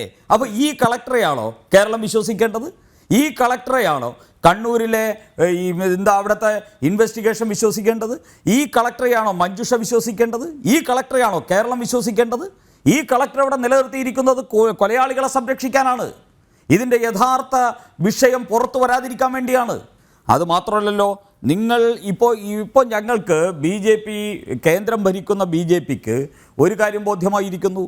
ഇവിടെ നീതിപൂർവമായിട്ടുള്ള അന്വേഷണം വേണമെങ്കിൽ കമ്മ്യൂണിസ്റ്റ് കുടുംബങ്ങൾക്ക് പോലും ആശ്രയിക്കാൻ കഴിയുന്നത് കേന്ദ്ര സർക്കാരിൻ്റെ കീഴിലുള്ള CBI ആണ് എന്ന് ഇന്നും മഞ്ജുഷ കേരളത്തിൻ്റെ ഹൈക്കോടതിയിൽ കൊടുത്ത ആ കേസിലൂടെ ഇന്ന് വ്യക്തമാവുകയാണ്. ഇവിടുത്തെ കമ്മ്യൂണിസ്റ്റ് കുടുംബങ്ങൾക്ക് നീതി കൊടുക്കണമെങ്കിൽ പോലും BJPയുടെ കേന്ദ്ര സർക്കാരിൻ്റെ അന്വേഷണ ഏജൻസി തന്നെ വേണം എന്നുള്ള അവസ്ഥയിലേക്ക് കേരളത്തെ കൊണ്ട് ചെന്നെത്തിച്ചിരിക്കുകയാണ് പിണറായി വിജയൻ എന്ന് കമ്മ്യൂണിസ്റ്റ് സഖാക്കന്മാർ മനസ്സിലാക്കിക്കോട്ടെ എന്നാണ് ഈ സമയത്ത് എനിക്ക് പറയാനുള്ളത്. ഇനി മറ്റൊന്ന്, ഇവിടെ പ്രശാന്തനുണ്ടല്ലോ, നിങ്ങളുടെ ഒരു സഖാവല്ലേ? PP ദിവ്യയെ പോലെയുള്ളൊരു സഖാവല്ലേ പ്രശാന്തൻ? ആ പ്രശാന്തൻ എങ്ങനെയാ അവിടുത്തെ ഈ പെട്രോൾ പമ്പ് കിട്ടിയത്? ഈ പ്രശാന്തൻ്റെ പുറകിലാരാ? PP ദിവ്യ എന്തിനാ ഒരു പ്രശാന്തൻ എന്ന് പറയുന്ന ഒരു പെട്രോൾ പമ്പിന് വേണ്ടി ഇത്രയും വാശി പിടിച്ച് ഒരു ADMനെ തന്നെ കൊല്ലാൻ പറ്റുന്ന രീതിയിലേക്ക് ഇത്രയും വാശി പിടിക്കേണ്ട കാര്യം എന്തായിരുന്നു? PP ദിവ്യയ്ക്ക് അവിടെ ഏതൊക്കെ മാഫിയ സംഘങ്ങളുമായിട്ട് ബന്ധമുണ്ട്? PP ദിവ്യയുടെ പുറകിലുള്ള നിങ്ങളുടെ സെക്രട്ടേറിയറ്റിലും നിങ്ങളുടെ ജില്ലാ കമ്മിറ്റിയിലും നിങ്ങളുടെ സംസ്ഥാന മുഖ്യമന്ത്രിയുടെ ആഫീസിലും ഇരിക്കുന്ന ആർക്കൊക്കെ ഇത്തരത്തിലുള്ള മാഫിയ, കൊട്ടേഷൻ, കോറി, അതോടൊപ്പം തന്നെ തട്ടിപ്പ്, വെട്ടിപ്പ് സംഘങ്ങളുമായിട്ട് ബന്ധമുണ്ട്? ഈ ബന്ധം മുഴുവൻ പുറത്തു വരുമെന്നുള്ള ഭയമല്ലേ MV ഗോവിന്ദന് ഇന്ന് ഈ രാത്രി ഈ CBIക്കെതിരെ മഞ്ജുഷ എന്ന് പറയുന്ന CPMന്റെ സഖാവ് ആ കേരളത്തിലെ സർക്കാരിനും പോലീസിനും എതിരായിട്ട് ഹൈക്കോടതിയിൽ കൊടുത്ത പെറ്റീഷനെതിരെ ഇന്ന് പരസ്യമായിട്ട് പ്രതികരിക്കാൻ MV ഗോവിന്ദനെ പ്രേരിപ്പിച്ചതിന് കാരണം എന്താ?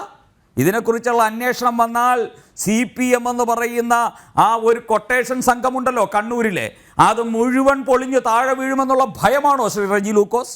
അങ്ങനെ മനസ്സിലാക്കാനേ ഇന്ന് കേരളത്തിന് സാധിക്കൂ. കേരളം ഇന്ന് മനസ്സിലാക്കുന്നത് അങ്ങനെയാണ്.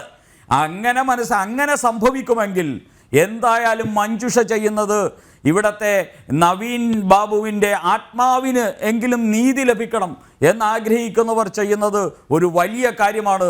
അവിടെ നീതിയും ലഭിക്കും. ഈ തട്ടിപ്പ് സംഘമായിട്ടുള്ള കമ്മ്യൂണിസ്റ്റ് സംഘം ആ ജയിലഴികൾക്കുള്ളിലുമാകും എന്നുള്ളതാണ് ഇതിൽ നിന്ന് കേരളത്തിന് ലഭിക്കുന്ന ഒരു പ്രത്യാശ. ഈ വെപ്രാളമാണ് CPMന്റെ സംസ്ഥാന സെക്രട്ടറിയിൽ നമ്മൾ കണ്ടത്. ശ്രീ സക്കറിയ ജോർജ്, ഇതിൽ ഈ SITക്ക് അടിമുടി വീഴ്ചയുണ്ട് എന്നാണ് മഞ്ജുഷ ഹൈക്കോടതിയിൽ സമർപ്പിച്ചിരിക്കുന്ന ഹർജിയിൽ ചൂണ്ടിക്കാട്ടുന്നത്.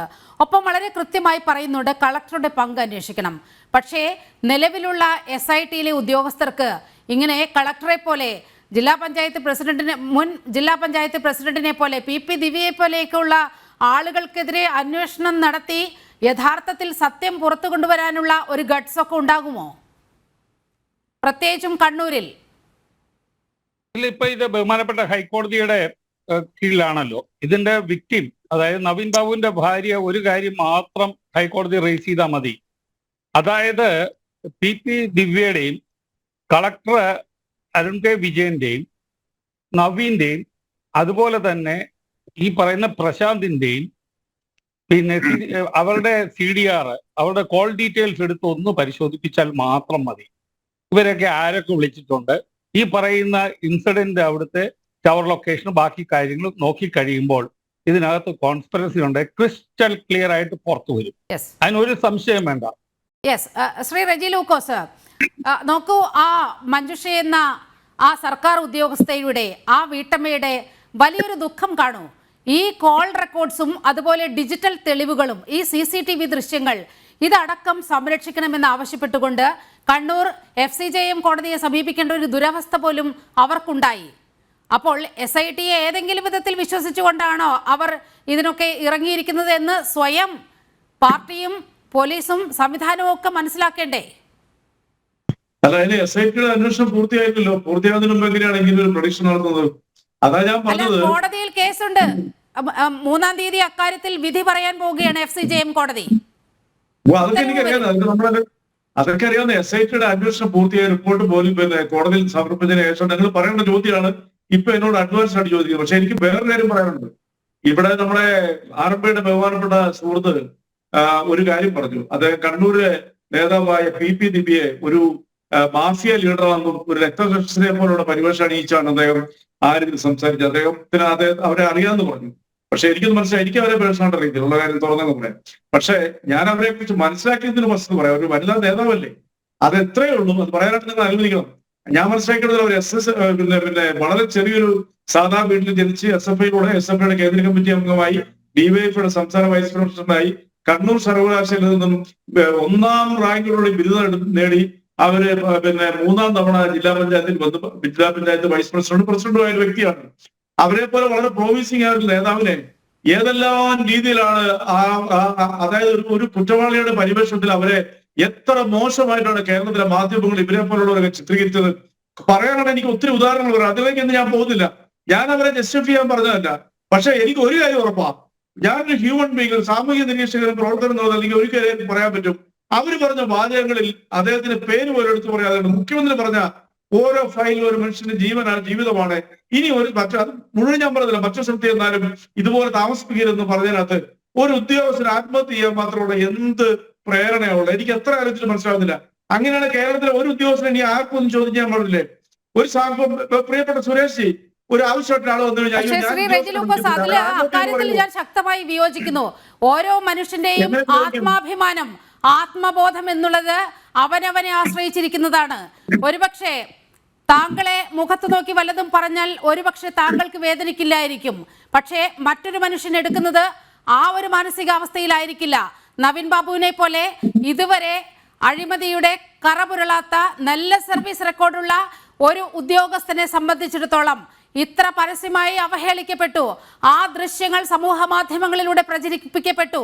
അദ്ദേഹം പിറ്റേന്ന് ചാർജ് എടുക്കാൻ പോകുന്ന സ്ഥലങ്ങളിലെ ജീവനക്കാർക്ക് പോലും ആ ദൃശ്യങ്ങൾ അയച്ചു കൊടുക്കുന്ന സാഹചര്യമുണ്ടായി. ഇതൊക്കെ ഒരു മനുഷ്യന്റെ ആത്മാഭിമാനത്തെ ബാധിക്കുന്നതാണ്. അതുകൊണ്ട് അദ്ദേഹം ആത്മഹത്യ ചെയ്തു എന്ന് പറഞ്ഞതിൽ എന്താണ് തെറ്റുള്ളത്? അങ്ങനെയൊക്കെ ആത്മഹത്യ ചെയ്യാമോ എന്ന് താങ്കൾക്ക് എങ്ങനെ ചോദിക്കാൻ പറ്റും? അല്ല, അങ്ങനെ ചോദിക്കാൻ നിരൂപിക്കുന്ന അവകാശം. ഒരു മനുഷ്യൻ ആത്മഹത്യ ചെയ്തതിനെ ജസ്റ്റിഫൈ എന്ന് പറഞ്ഞാൽ അദ്ദേഹത്തിന്റെ ഭാര്യ ആത്മഹത്യയെ ന്യായീകരിക്കില്ലല്ലോ. ആത്മഹത്യയെ ന്യായീകരിച്ചതല്ല. ആത്മഹത്യയാണെങ്കിൽ അതിനെ ന്യായീകരിച്ചതല്ല. പക്ഷേ ഒരു മനുഷ്യൻ അവഹേളിക്കപ്പെടുന്നത് ആ മനുഷ്യൻ എങ്ങനെ എടുക്കുന്നത് അത് അദ്ദേഹത്തിന്റെ മാനസിക നിലയാണ്. അല്ല, ഞാൻ ചോദിക്കട്ടെ, എനിക്കിത് പറയാൻ ഒത്തിരി കാര്യങ്ങളുണ്ട്. ആ കുടുംബത്തിനോടോ നീതി പുലർത്തുന്നതോടാണ് പല കാര്യങ്ങളും പറയാത്തത്. ഞങ്ങൾക്കൊക്കെ മനസാക്ഷിയുണ്ട്. ഞാൻ ചോദിക്കട്ടെ, ആത്മഹത്യ ഒന്നിനും പരിഹാരമല്ലെന്ന് പഠിപ്പിക്കുന്ന ആരാ? പഠിപ്പിക്കുന്നത് ആത്മഹത്യ തെറ്റാന്ന് ബോധ്യമുള്ളവരാ പഠിപ്പിക്കുന്നത്. കൊലപാതകമാണെന്ന് സംശയിക്കുന്നു. ആത്മഹത്യ എന്നല്ല. അല്ലത് അതല്ലല്ല, അത് ആത്മഹത്യ ഞാൻ സംസാരിച്ചു തരണ്ടേ? ജനം കേട്ടില്ലേ? ആത്മഹത്യ ഒന്നിനും പരിഹാരമല്ല. ഞാൻ അദ്ദേഹത്തിനെ കുറ്റപ്പെടുത്തുകയല്ല. അദ്ദേഹം ആത്മഹത്യ ചെയ്യാൻ പാടില്ലായിരുന്നുള്ള ഉറച്ച വിശ്വാസമുള്ള ഒരു മനുഷ്യനാണ് ഞാൻ. അങ്ങനെയാണ് നമ്മളൊക്കെ എത്ര തവണ ആത്മഹത്യ ചെയ്യണം. ഈ സുരേഷ് എന്ന് പറയുന്നത് എന്റെ പ്രിയപ്പെട്ട സുഹൃത്തിനെ കുറിച്ച് ഉൾപ്പെടെ, എന്നെ കുറിച്ച് ഉൾപ്പെടെ, ഈ ഇരിക്കുന്ന ഡിവൈഎസ്പിയെ കുറിച്ച് ഉൾപ്പെടെ എത്രയോ ആരോപണങ്ങൾ ഈ അന്തരീക്ഷത്തിൽ എന്തെല്ലാം രീതിയിലുള്ള ആരോപണങ്ങൾ വരും. പ്രത്യേകിച്ച് ഞങ്ങൾ രാഷ്ട്രീയക്കാരെ കുറിച്ച് എന്തെല്ലാം കള്ളക്കഥകൾ വരും. അങ്ങനെയാണെന്നുണ്ടെങ്കിൽ കേരളത്തിലെ ഒരു രാഷ്ട്രീയ പ്രവർത്തനോട് ജീവിച്ചിരിക്കുകയില്ല, ഒരു ഉദ്യോഗസ്ഥനും ജീവിച്ചിരിക്കുകയില്ല. അതൊക്കെ നമ്മുടെ കേരളത്തിൽ മാതൃകയാകേണ്ട ഒരു വ്യക്തിത്വം. അദ്ദേഹം ഭാഗ്യവശാൽ എനിക്കെതിരെ ഇതുവരെയൊന്നും വന്നിട്ടില്ല. അയ്യോ, ഞാൻ അങ്ങനെ എനിക്കെതിരെ വന്നിട്ടില്ല. സുരേഷ്, ഈ ചർച്ച വൈൻഡപ്പ് ചെയ്യേണ്ട സമയമായിട്ടുണ്ട്. ഏറ്റവും അവസാനം അഡ്വക്കേറ്റ് സുരേഷിലേക്ക് പോയ ശേഷം ഇത് നമുക്ക് ഈ ചർച്ച വൈൻഡപ്പ് ചെയ്യാം. ശ്രീ റെജി ലൂക്കോസ്, സമയപരിമിതിയുണ്ട്. പ്ലീസ്, അങ്ങ് പറയാനുള്ള വാദഗതികൾ മുന്നോട്ട് വെച്ചു. ഇപ്പോൾ ഈ ഒരു കുടുംബം പാർട്ടി ഒപ്പമുണ്ടെന്ന് പറഞ്ഞു, പറ്റിക്കപ്പെട്ട ഒരു അവസ്ഥയിലായി. ഇനി പാർട്ടിയാകെ വിരണ്ടിരിക്കുകയാണ്. എല്ലാം പുറത്തേക്കെടുത്ത് CBI വന്നാൽ എല്ലാം പുറത്തേക്കിട്ട് ചികഞ്ഞ് വലിയ പ്രശ്നമാകുമോ എന്ന് CPI നേതൃത്വം ഭയപ്പെടുന്ന ഒരു സാഹചര്യത്തിൽ എത്തിയിരിക്കുകയാണ് കാര്യങ്ങൾ, അല്ലേ?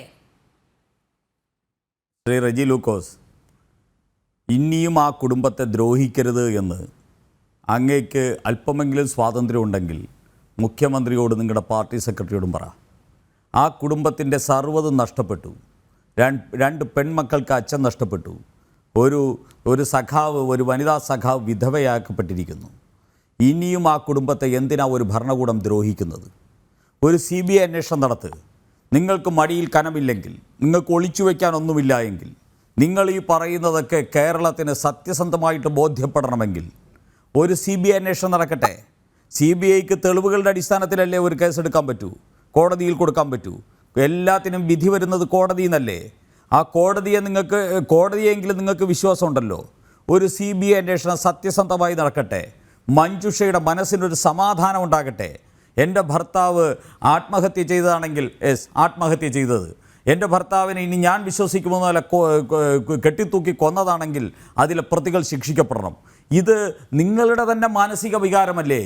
ഒരു സഖാവ് മഞ്ജുഷയുടെ വികാരം ഇവിടുത്തെ ഓരോ സഖാവിൻ്റെയും വികാരമല്ലേ? എന്തിന് പിന്നെ ആരെ രക്ഷിക്കാനാണ് നിങ്ങൾ ഈ CBI അന്വേഷണത്തെ എതിർക്കുന്നത്? നിങ്ങൾക്ക് പ്രോസിക്യൂട്ടറോട് CBI അന്വേഷണത്തെ ഭയപ്പെടുന്നത് എന്നാണ് ഡിബേറ്റ് ഈ ചർച്ചയിൽ ഉടനീളം ചോദിച്ചത്. സമയപരിമിതി മൂലം ഈ ചർച്ച ഇവിടെ വൈൻഡപ്പ് ചെയ്യുകയാണ്. ഈ ചർച്ചയിൽ പങ്കെടുത്ത എല്ലാ അതിഥികൾക്കും വളരെയധികം നന്ദി.